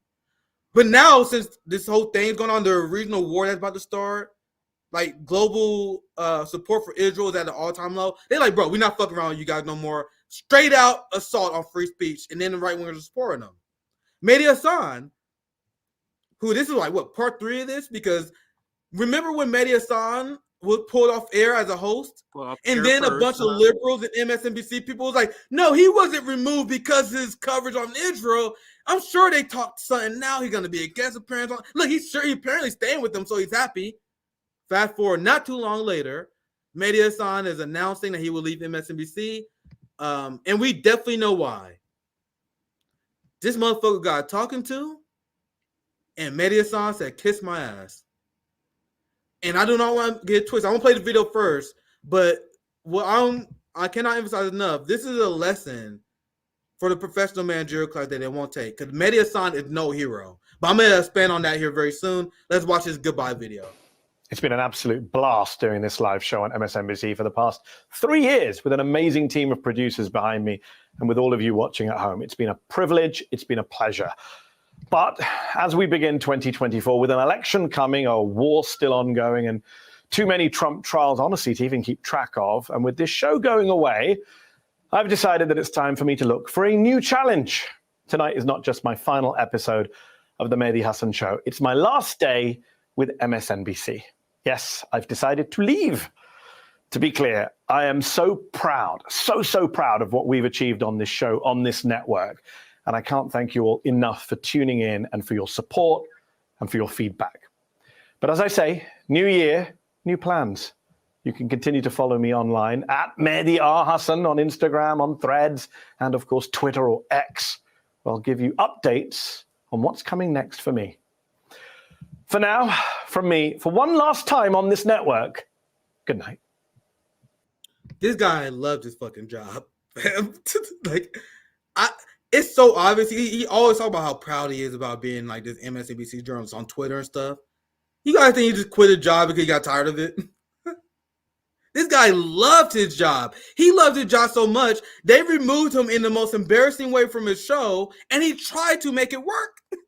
Like, after he got removed, he's like, all right, that was kind of bad.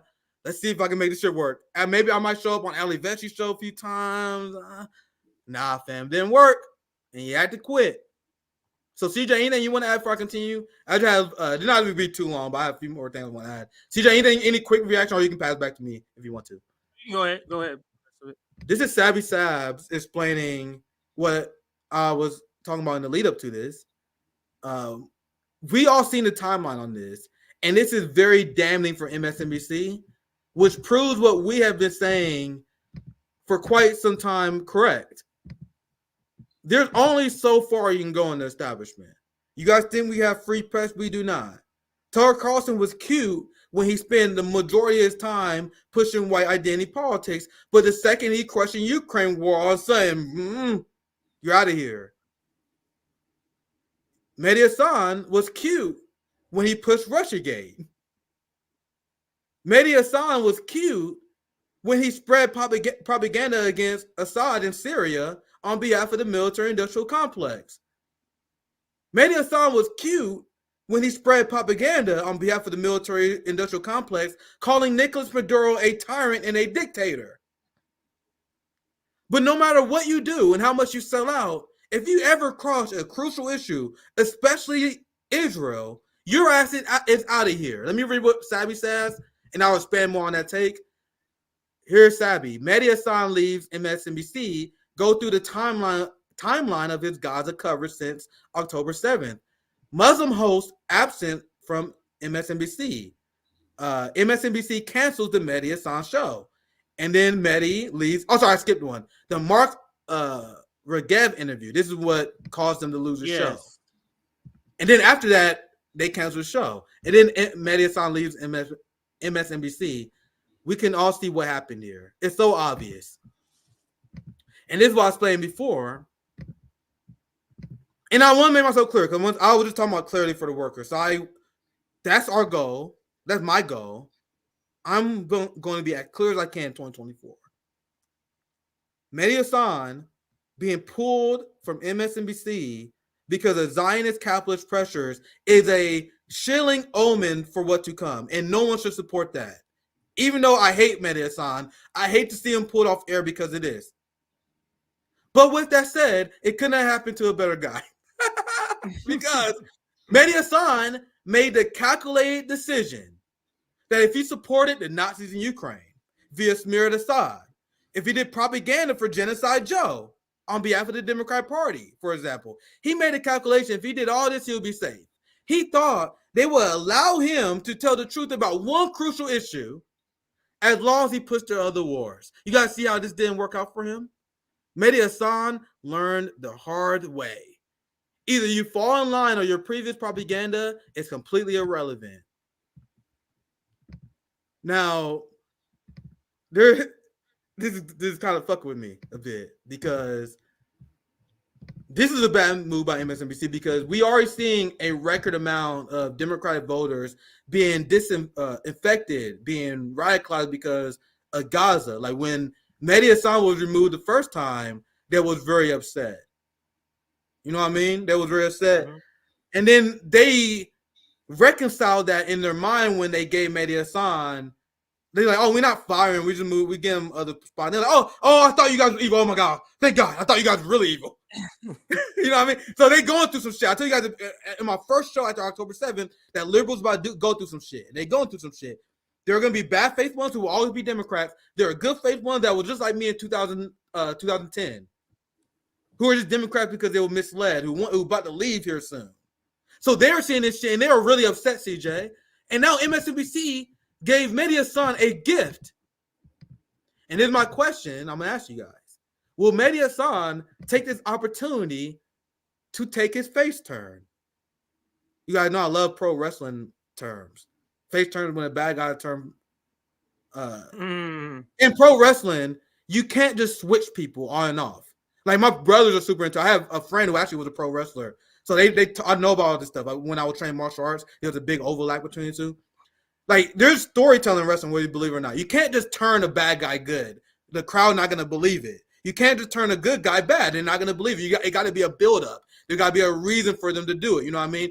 So this is Mehdi Hasan's perfect opportunity to do that Shawn Michaels style face turn, to that Undertaker style face turn. They're like, damn, you're a motherfucking good guy now. Will he take it? Because MSNBC gave him the best PR possible. I'm gonna show you a few tweets, and these are from more liberal-minded people. Look at how they clean up his image. This is a guy who pushed Russiagate. He was all for the Ukraine war. He pushed the fake gas attack in Syria. And then when it was proven false, as I showed you guys earlier, he's like, oh, even if he didn't gas it up, who gives a fuck? Aaron Monte had skirmishes with him before. I had a conversation with Glenn Greenwald because Glenn was part of Intercept. Mehdi was Intercept. He was playing before. They used to be friends. And then he saw Mehdi Hasan do this insane Syria bullshit. He's like, fuck this, dude. Like, Mehdi and Glenn used to be cool. And they're like, fuck. He was like, hell no after that. But look at the response that he's getting now.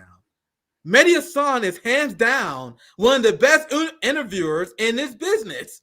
What? And MSNBC has done nothing but what? And MSNBC has done nothing but shoot itself in the foot here. And to that what she said there, I could acknowledge that he's the tallest midget in the pool at MSNBC. Like, isn't that technically true? That like if you were to pick the best MSNBC interview, probably Mehdi, right? Doesn't mean anything. But you gotta see how his reputation is about to soar because of this. And I saw this, and I thought this was very interesting because it's still developing. I'm very interested to see what they're saying after we leave the stream, CJ. Here's Nathan J. Robinson, the union busting clown. Oh God, pretending to be a progressive. Guy. Congratulations to MSNBC on successfully pushing out one of the country's most effective, insightful communicators on the Israel-Palestine conflict. No, he is not. No, so what's in? We are for clarity of the work in 2024, aren't we? So I will acknowledge, because I am for clarity and truth, that Mehdi Hasan is better than the average corporate media person on Israel-Palestine. But people are tripping when they say he's good on this. And it shows you guys the limits of social democrats. I see even people I don't want to call out because I like them. I've seen people that say that Mehdi Hasan is good on this issue. No, he's better than the average. He wanted to show sympathy for the Palestinians. He wanted to expose to you guys when Israel is lying. He demonizes Palestinian resistance all the time. You know what my position is? If you demonize the Palestinian resistance, you are not good on the issue. We don't give a fuck what you say. Do you think the Palestinian Community Network, who we had multiple times on, do you think they care if you good on the issue, but then they condemn you when they're trying to fight against the issue? So I hope that not let me know in the chat. Is that a kind of contradictory statement? I do think he's better than average, but he's not good. Like he's doing the things that no one else can do, but he's not good. That's not contradictory. You gotta see how his image it'll be like, you know, who has the most money for this car? It costs, you know, $10,000, and nobody has the money, but he has 5,000. He's just closest to 10,000. He's still halfway back. You get what I'm saying? It's like, so it's absolutely possible. And you, Nick, you give him more credit than I do. I don't even think this guy is good. I don't have the same assessment at all of this person. I think this person is terrible. Because I think I say that because I was pleasantly surprised at a few interviews, but I think you're 100% right, CJ. Well, maybe I wouldn't go as far as say terrible, but this is what makes me upset. And it's another guy on MSNBC too that this falls, and his name is Amin. I think his name is Amin, Ayman. He's another I think Muslim American who's on TV.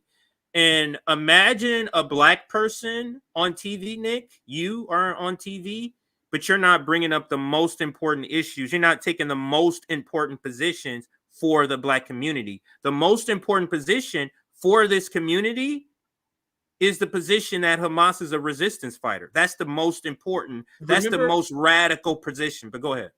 Remember what the Palestinian community networks out right after, like during the genocide? I immediately brought them on. They are more radical than what we just said, CJ. Even for them, it's not even enough to just support the resistance. They said on our show a few weeks ago, they have criticism of the left because even if you support resistance, then people are afraid to celebrate victories of the resistance. I don't know if you saw the show, but this is what they were emphasizing. Yeah, I did. So they're like, yeah, we support Palestinians' right to resist themselves. But then when October 7th happened, you guys condemn it. They freed Palestinian hostages, prisoners that were people that was in Israeli prisons being sexually assaulted and tortured since they was the age of 6. That's a victory for the Palestinian resistance. Me saying that is making maybe half the audience fucking. Well, no, Nick, what would they do about the hate? Resistance, I'll pass it right to you, CJ. But if you're for the Palestinian resistance, you celebrate their victories. And the funny thing, I did not me. When they said that, my mind was blown, CJ, because I was like, holy shit, I didn't even consider that. I am not saying it to prop me up. I'm saying it to prop them up. They said that a few weeks ago. I'm like, damn, that's true. That's hella true. But anyway, CJ, I know you want to try me. Go ahead. I was just gonna say, then what would they say about the Haitian Revolution? Exactly. What would you call that? That all those people are terrorists? So all the people who keep I think it's the only successful overthrow of the Atlantic slave trade was in Haiti. And what would you call those people? Because they're doing the same things, or did some of the same things, or have the same radical beliefs about doing whatever necessary to break the chains of oppression. That's what it is. But go ahead. So all these give me liberty or give me death, Second Amendment fanatics in America, who I agree with on principle, if shit ever got real and these white patriots, all these white militia groups, if they successfully performed the operation that advanced their political agenda, do you guys think they wouldn't be celebrating? They celebrate now when they view accomplishments. So why shouldn't Palestinian resistance movements do the same? So let me continue. This segment's almost done. We're almost done here because it's not a long segment. I'm finished Nathan tweet because I cut it off midway. I'll read it from the beginning. Congratulations to MSNBC on successfully pushing out one of the country's most effective and insightful commentators on the Israel-Palestine conflict. No need to worry about that awkward criticism of U.S.-Israeli policy that will be raised on cable TV. Here is Mark Ruffalo. Once again, I'm pulling a few. I might just go through the search group because I'm almost done here. I'm gonna get some more new live reactions. If you bear with me, I might do that for like 2 minutes. See, Mark Ruffalo, huh? Mark Ruffalo. Because he tweets everywhere. Look, big loss for MSNBC. I am expecting Mehdi Hasan to do something great in his next venture. Can't wait to see what next. You guys see how much they just elevated this man? This is the greatest thing that could possibly happen to Mehdi. Now, I'm going to answer my question I asked you guys rhetorically ever. Is this the opportunity for Mehdi Hasan to make the face turn? My guess is no. This motherfucker love money too much. He's not doing that. He's gonna probably have like a Peacock show. He's gonna do that thing where he nibble around the edges again. That's my guess. Maybe I'm wrong. If he had a true face turn, all the people who are shouting him out would be against him because Mark Ruffalo is absolutely a Democratic liberal. Yeah, but he pretends to be. You know how progressives they pretend. I would go further left, but we don't really have a chance. You know how he's one of those. And I think he was up for the Oscar too, because when you said that name, that's why I remember. Man, I think he's up for Ruffalo is a big. He's a big Russiagator too. Yes, that's what I'm saying. Like it's like you got through what lens is this assessment of Mehdi? It's through that lens. You get what I'm saying? A Russiagator lens. So I mean, so what I'm gonna do, my 2 segments is officially over, CJ. But what I'm gonna do for the last minute or so before I had to bounce, I think you probably out of time. I'm not sure if you have another segment or so. But I'm gonna just show you guys. I'm doing it also because of personal interest, to be honest. Because I threw some receipts together, but I want to see what people say now. I saw this earlier. This is Jamu replying to my take of Mehdi. What is interesting? This is our brother Jamu, who you guys will be seeing on Nick and I here very soon. What is interesting is that Mehdi, being colonized himself, didn't seem to understand the white colonial mentality. You know, John will go hard. He seemed not to know that white folks will promote you as long as you serve their real interests, and if you stop, They will crush you. He is getting what he deserves. That's in response to my tweet. Now what I'm gonna do just real quick. I'm gonna see what I can find. I'm gonna see. Because I'm just personally curious. See if I can find some more. That's his announcement tweet. Let's see some responses here. Because his tweet blew up 3.5 million views. You can see this everywhere. Look at this. See, this is more Mehdi being rehabilitated. Now look at this. Is how much Israel helped Mehdi. CJ. Thank you. This got almost 2,000 likes. Thank you for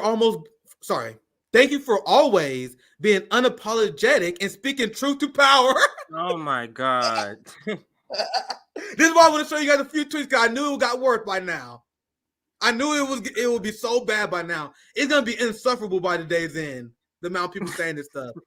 Thank you for always being unapologetic and speaking truth to power. We need your unfiltered voice out there. So this is the right move. Excited to see your next step. Just let us know how we can support you. 2,000 likes. Jesus Christ, Israel just did the greatest thing that happened to Mehdi Hasan, fam. He is absolutely not a victim here. This is the greatest thing that happened to Mehdi, bro. Oh yeah, Jesus Christ. This is the best thing. Let me just read a few more and we can wrap up. Joyce, I don't know who none of these people are, but I'm glad that you can't see my radical algorithm. Looking forward to watching wherever you go next. 2.5 thousand likes, bro. Mehdi said. Oh my God. Mehdi said. I don't know where he could go though. I don't know where he could like. Oh my God, dude, this thread is way worse than when I first saw it. CJ, this is way worse when I first saw it. Didn't last when I read, but man, I just seen countless of these comments. Thank you, Mehdi, for always speaking your mind and pushing back against misinfo. It said the misinfo he spread on the Ukraine war and about Hasan. He lied about Hasan. So many of us deeply appreciate all you have done to deliver this message. COVID is airborne. Of course, they're a COVIDian. Of course. That's Mehdi Hasan. COVIDians. What does that have to do with your tweet, Kimberly? She's talking about Mehdi Hasan, and then all of a sudden she's tweeting COVID is airborne. Just like a COVIDian, they always insert shit. And I know a lot of you guys are way more. Yeah, I know a lot of you guys are way more offline than I am. But if you're on Twitter, you guys see this with COVIDians all the time, bro. That's what we call them, COVIDians. They are so hilarious, and they're not doing it on purpose. Why are you tweeting COVID is airborne there? Anyway, I think I'm gonna show you guys this. This is the last receipt I'll show you guys. I skipped this one on accident to show you guys what Mehdi Hasan is about. I'm no expert on Venezuela. You don't say. So he leaves with that. So let's see what this guy who's not an expert on Venezuela has to say. Now, and to be clear, and this is where you're gonna see this tweet. Mehdi Hasan does this bullshit where he would demonize and do propaganda on behalf of the ruling class. But then he's like, oh, I don't support war for it though. I don't support the war for it though. I support everything you guys say about it, but I don't support the war. So I do want to be clear because in my research, I found this. I actually didn't know this beforehand. Mehdi Hasan did speak out against intervention in Venezuela. He did. I actually was surprised when I saw that. But you guys can see he played a very active role in spreading the propaganda that Venezuela was an authoritarian state, that something has to be done. He was kind of like, come on, man, I'm not for the wars and shit. But yeah, something has to be done. So let me read this. I do want to be fair. Once again, we about clarity here. I'm no expert on Venezuela, but I'm pretty sure you can think Maduro is a horrible, bad authoritarian president and also think it's bad for the United States to back coups or regime change there. So you guys see how he repeats the propaganda, and this is what he did all the time, that Maduro, just like Bernie Sanders, is a tyrant authoritarian. And why did they say that Nicolas Maduro was a tyrant authoritarian, CJ? Because they said that Nicolas Maduro went after his political enemies. You know, the same political enemies that tried to kill him? The same Mehdi Hasan who thinks that Nicolas Maduro, the same Bernie Sanders who think Nicolas Maduro is a tyrant because he quote-unquote went after his political enemies, are cheering January 6th protesters being locked up because they got drunk and was at the Capitol. They trying to lock up the presidential rival of the candidate they support, but they think Nicolas Maduro is a candidate because he went after people that tried to kill him. Anyway, I went a little bit long. My statement been done.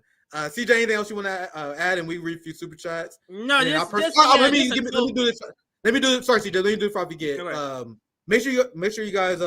Big shout out to Kid Harlan's Media that's going through a lot of crazy shit at the channel. I'm gonna let Kid speak for himself. Kid did a great interview with our brother JB on his channel. Remember, you're not getting the entire RBN network unless you subscribe to all of us. JB did get an interview. I'm gonna have Kid. You're on my list. Like I'll have a long list of all the people I'm gonna bring on Nick at Night. I'm gonna bring the Kid on here very soon as well. YouTube is going out to the channel. There's a lot of crazy stuff going on with Harlan's Media. So I'm gonna give that shout out to them. They were part of our post duopoly show. Kid always had our back. Kid always stood up for us when we were censored. Kid was every time I see someone get strikes and the channel go after. Yeah, he helps out. Kid was there. Like Kid is there for everyone. So we got to support Kid in this time because his channel is getting fucked up with bad. So sorry to cut y'all, CJ. I just want to say that before I forget. I'll pass you, CJ. Oh, no, that's absolutely fine. Just to sum up what I was gonna say about Mehdi Hasan, like we should not feel sorry for coons or house Negroes who get thrown out the house eventually. Yes. We don't care. Yes. Who gives a fuck? Oh, house Negro got thrown out the house. Okay, and move on. You get what I'm saying? Like I literally don't care. And this is the thing about when you are a sellout like he is, you're hated in both sides. That what you're trying to do is play both sides, but you end up being hated by both sides. You got taken off by the Zionists who support the station you were with, and then radicals like us call you out because we know that you're essentially a house Negro, whatever the version of that is in your own ethnicity. But I was introduced to Mehdi as he was always terrible. Yeah. If you look up Mehdi 10 years ago, he was a lot better. Like when you look up he said a lot better shit.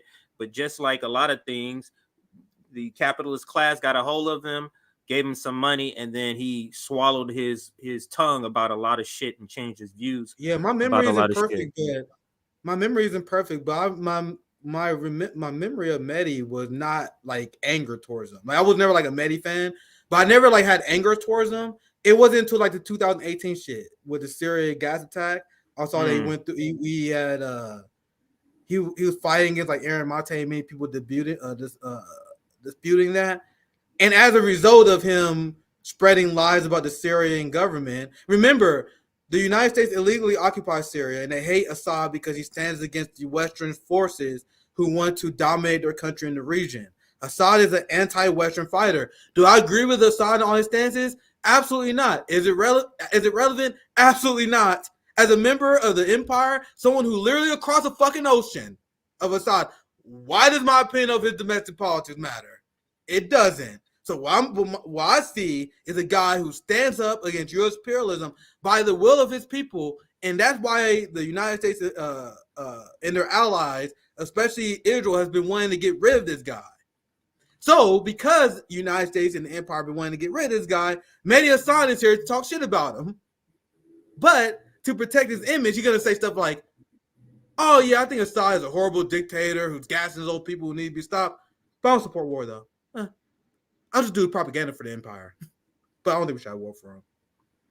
Let's read some super chats. That's my last thoughts. Yeah, we got then we can get out. I have Nick at Night tomorrow. My friend Andrew will be back.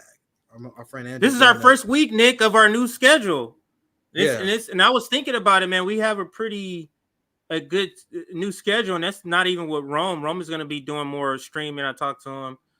So we gonna have a pretty decent schedule.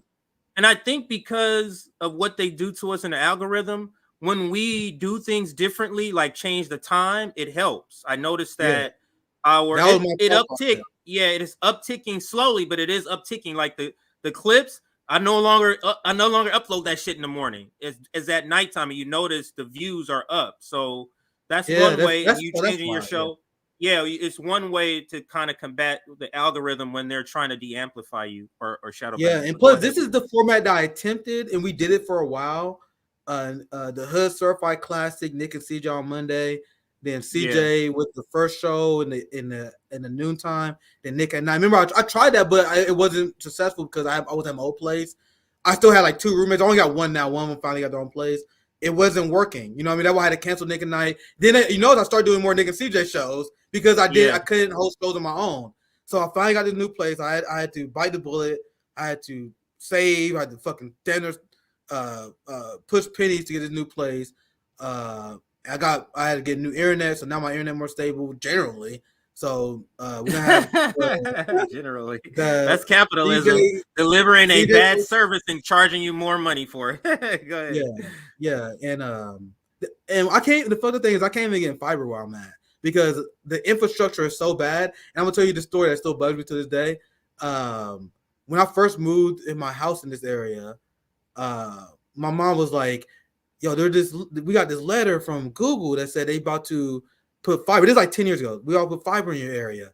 All we had to do is give them $20. And I'm young and dumb.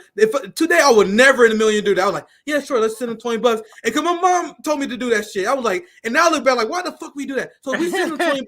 The idea was, if you guys help us, we can get infrastructure fast to you guys. So we send them money. Everyone in our neighborhood send them money. And then they come back and said, oh, the infrastructure in your area is too bad. We can't have fiber here. They just heist our neighborhood. They send this fucking message to everybody. And I'm still mad to this day. I live in an area we still can't get fiber, and I don't think it's even possible for me to get good internet. I would have to move. Like, we don't have the infrastructure to have good internet. Meanwhile, in China, their internet shits on ours. I don't know technology that much. My other brother is really into that, but they got like 5G. And I know like internet people and tech people are laughing at me, but China has like 5G. Their internet is so much faster than ours, fam.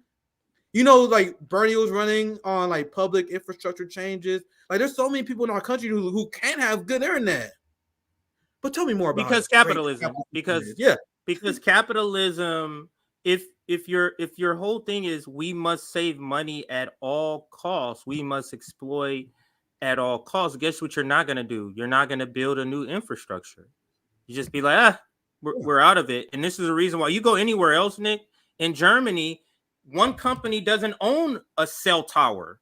The cell tower works on all the companies, so the service is better. But this is why we have bad cell service, because Verizon owns that tower, AT&T. So I drive by the AT&T tower and fucking phone cell drop because capitalism.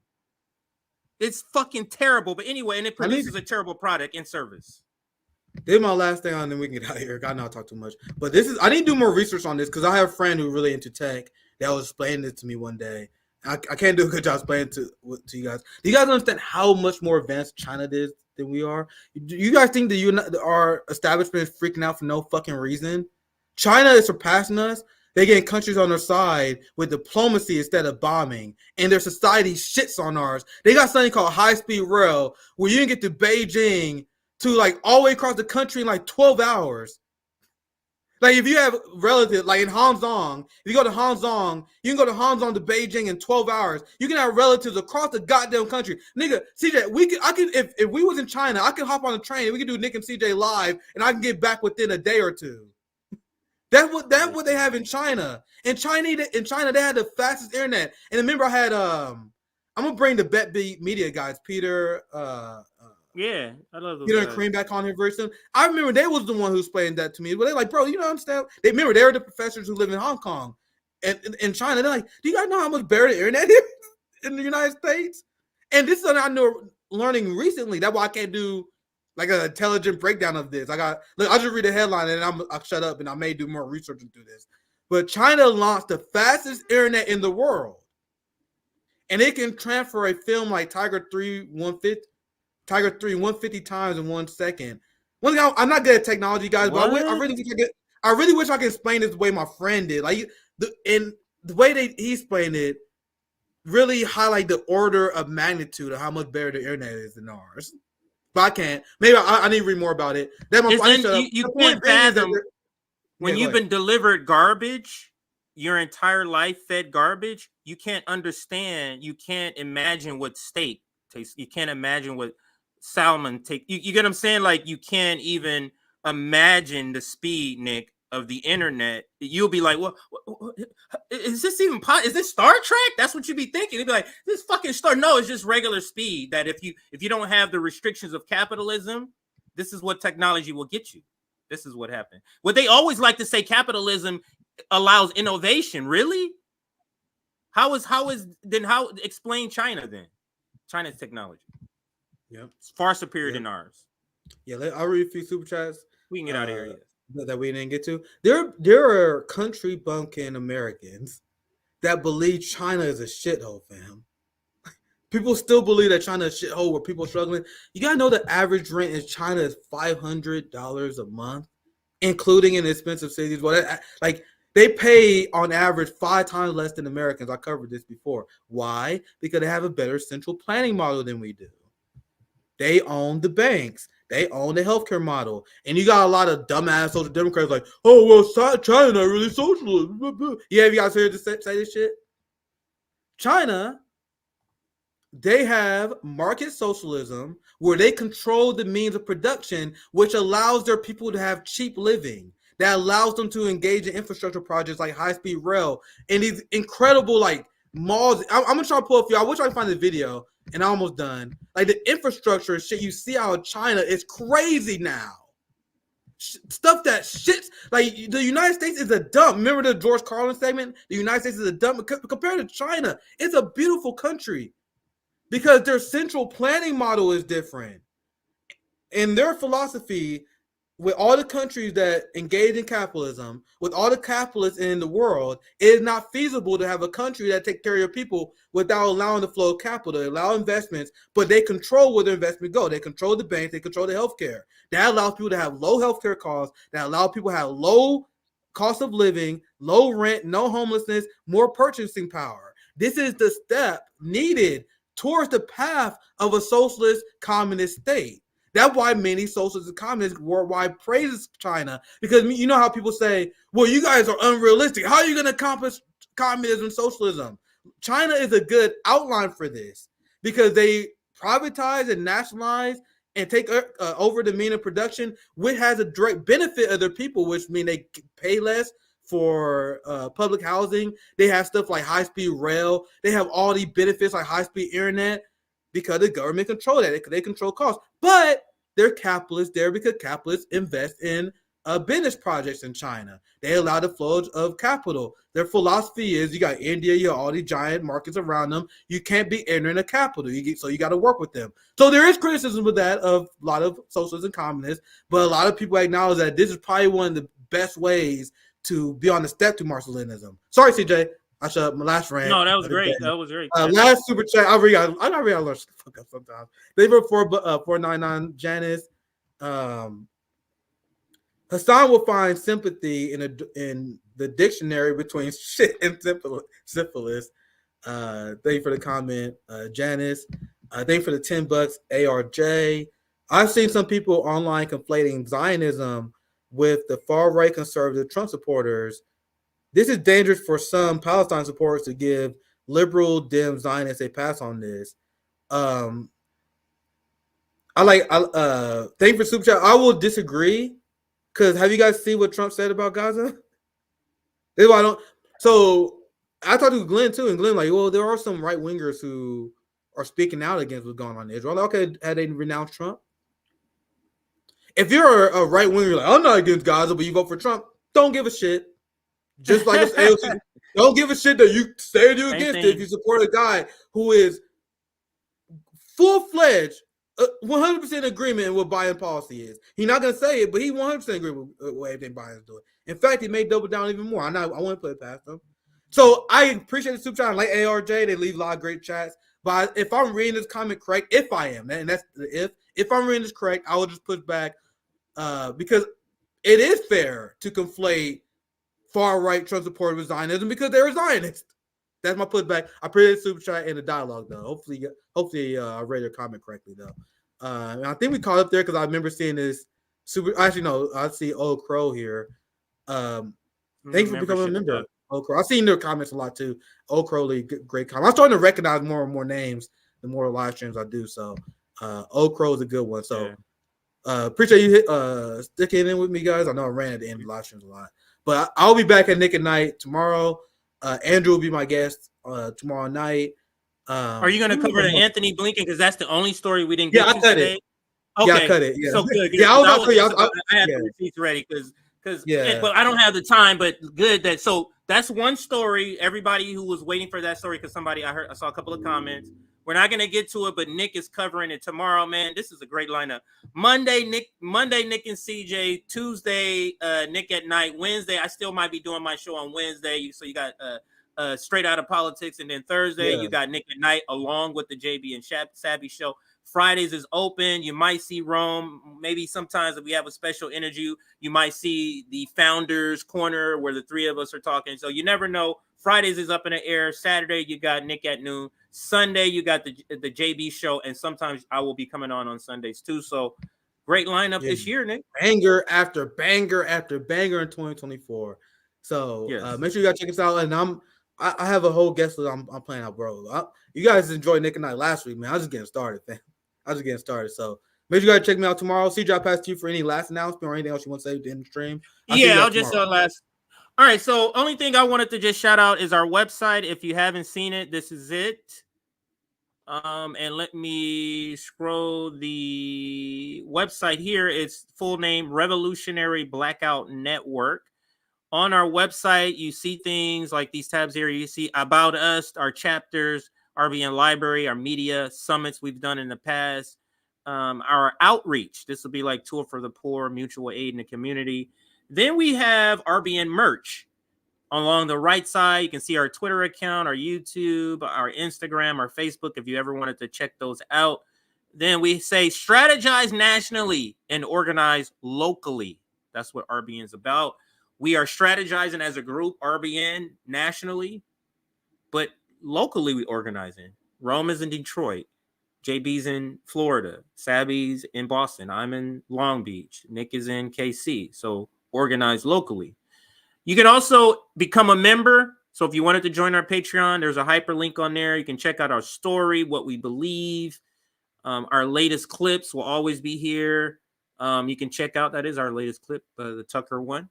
But when you click RBN merchandise, when you click that, it brings up this. I haven't shouted it out in a while. Someone was asking me about it. Hopefully I'll get my merchandise this next week. We got 11 designs. Those 11 designs you can get on mugs. You can get on tote bags. You can get on T-shirts, sweatshirts, hoodies, tank tops. And I'll show you our logo one. This is the one that Nick has. It's our logo hoodie with just the RBN logo. You can get it in gray. Nick has it in red. I think I'm going to get the green, and I believe Rome said he's going to get the black. So check out our RBN merch on our website. Check it out. Thank you for watching. Hit that like button on your way out. There's not going to be an outro video because I got to head out and get my daughters from school. But hopefully you like the show. Thank you for watching.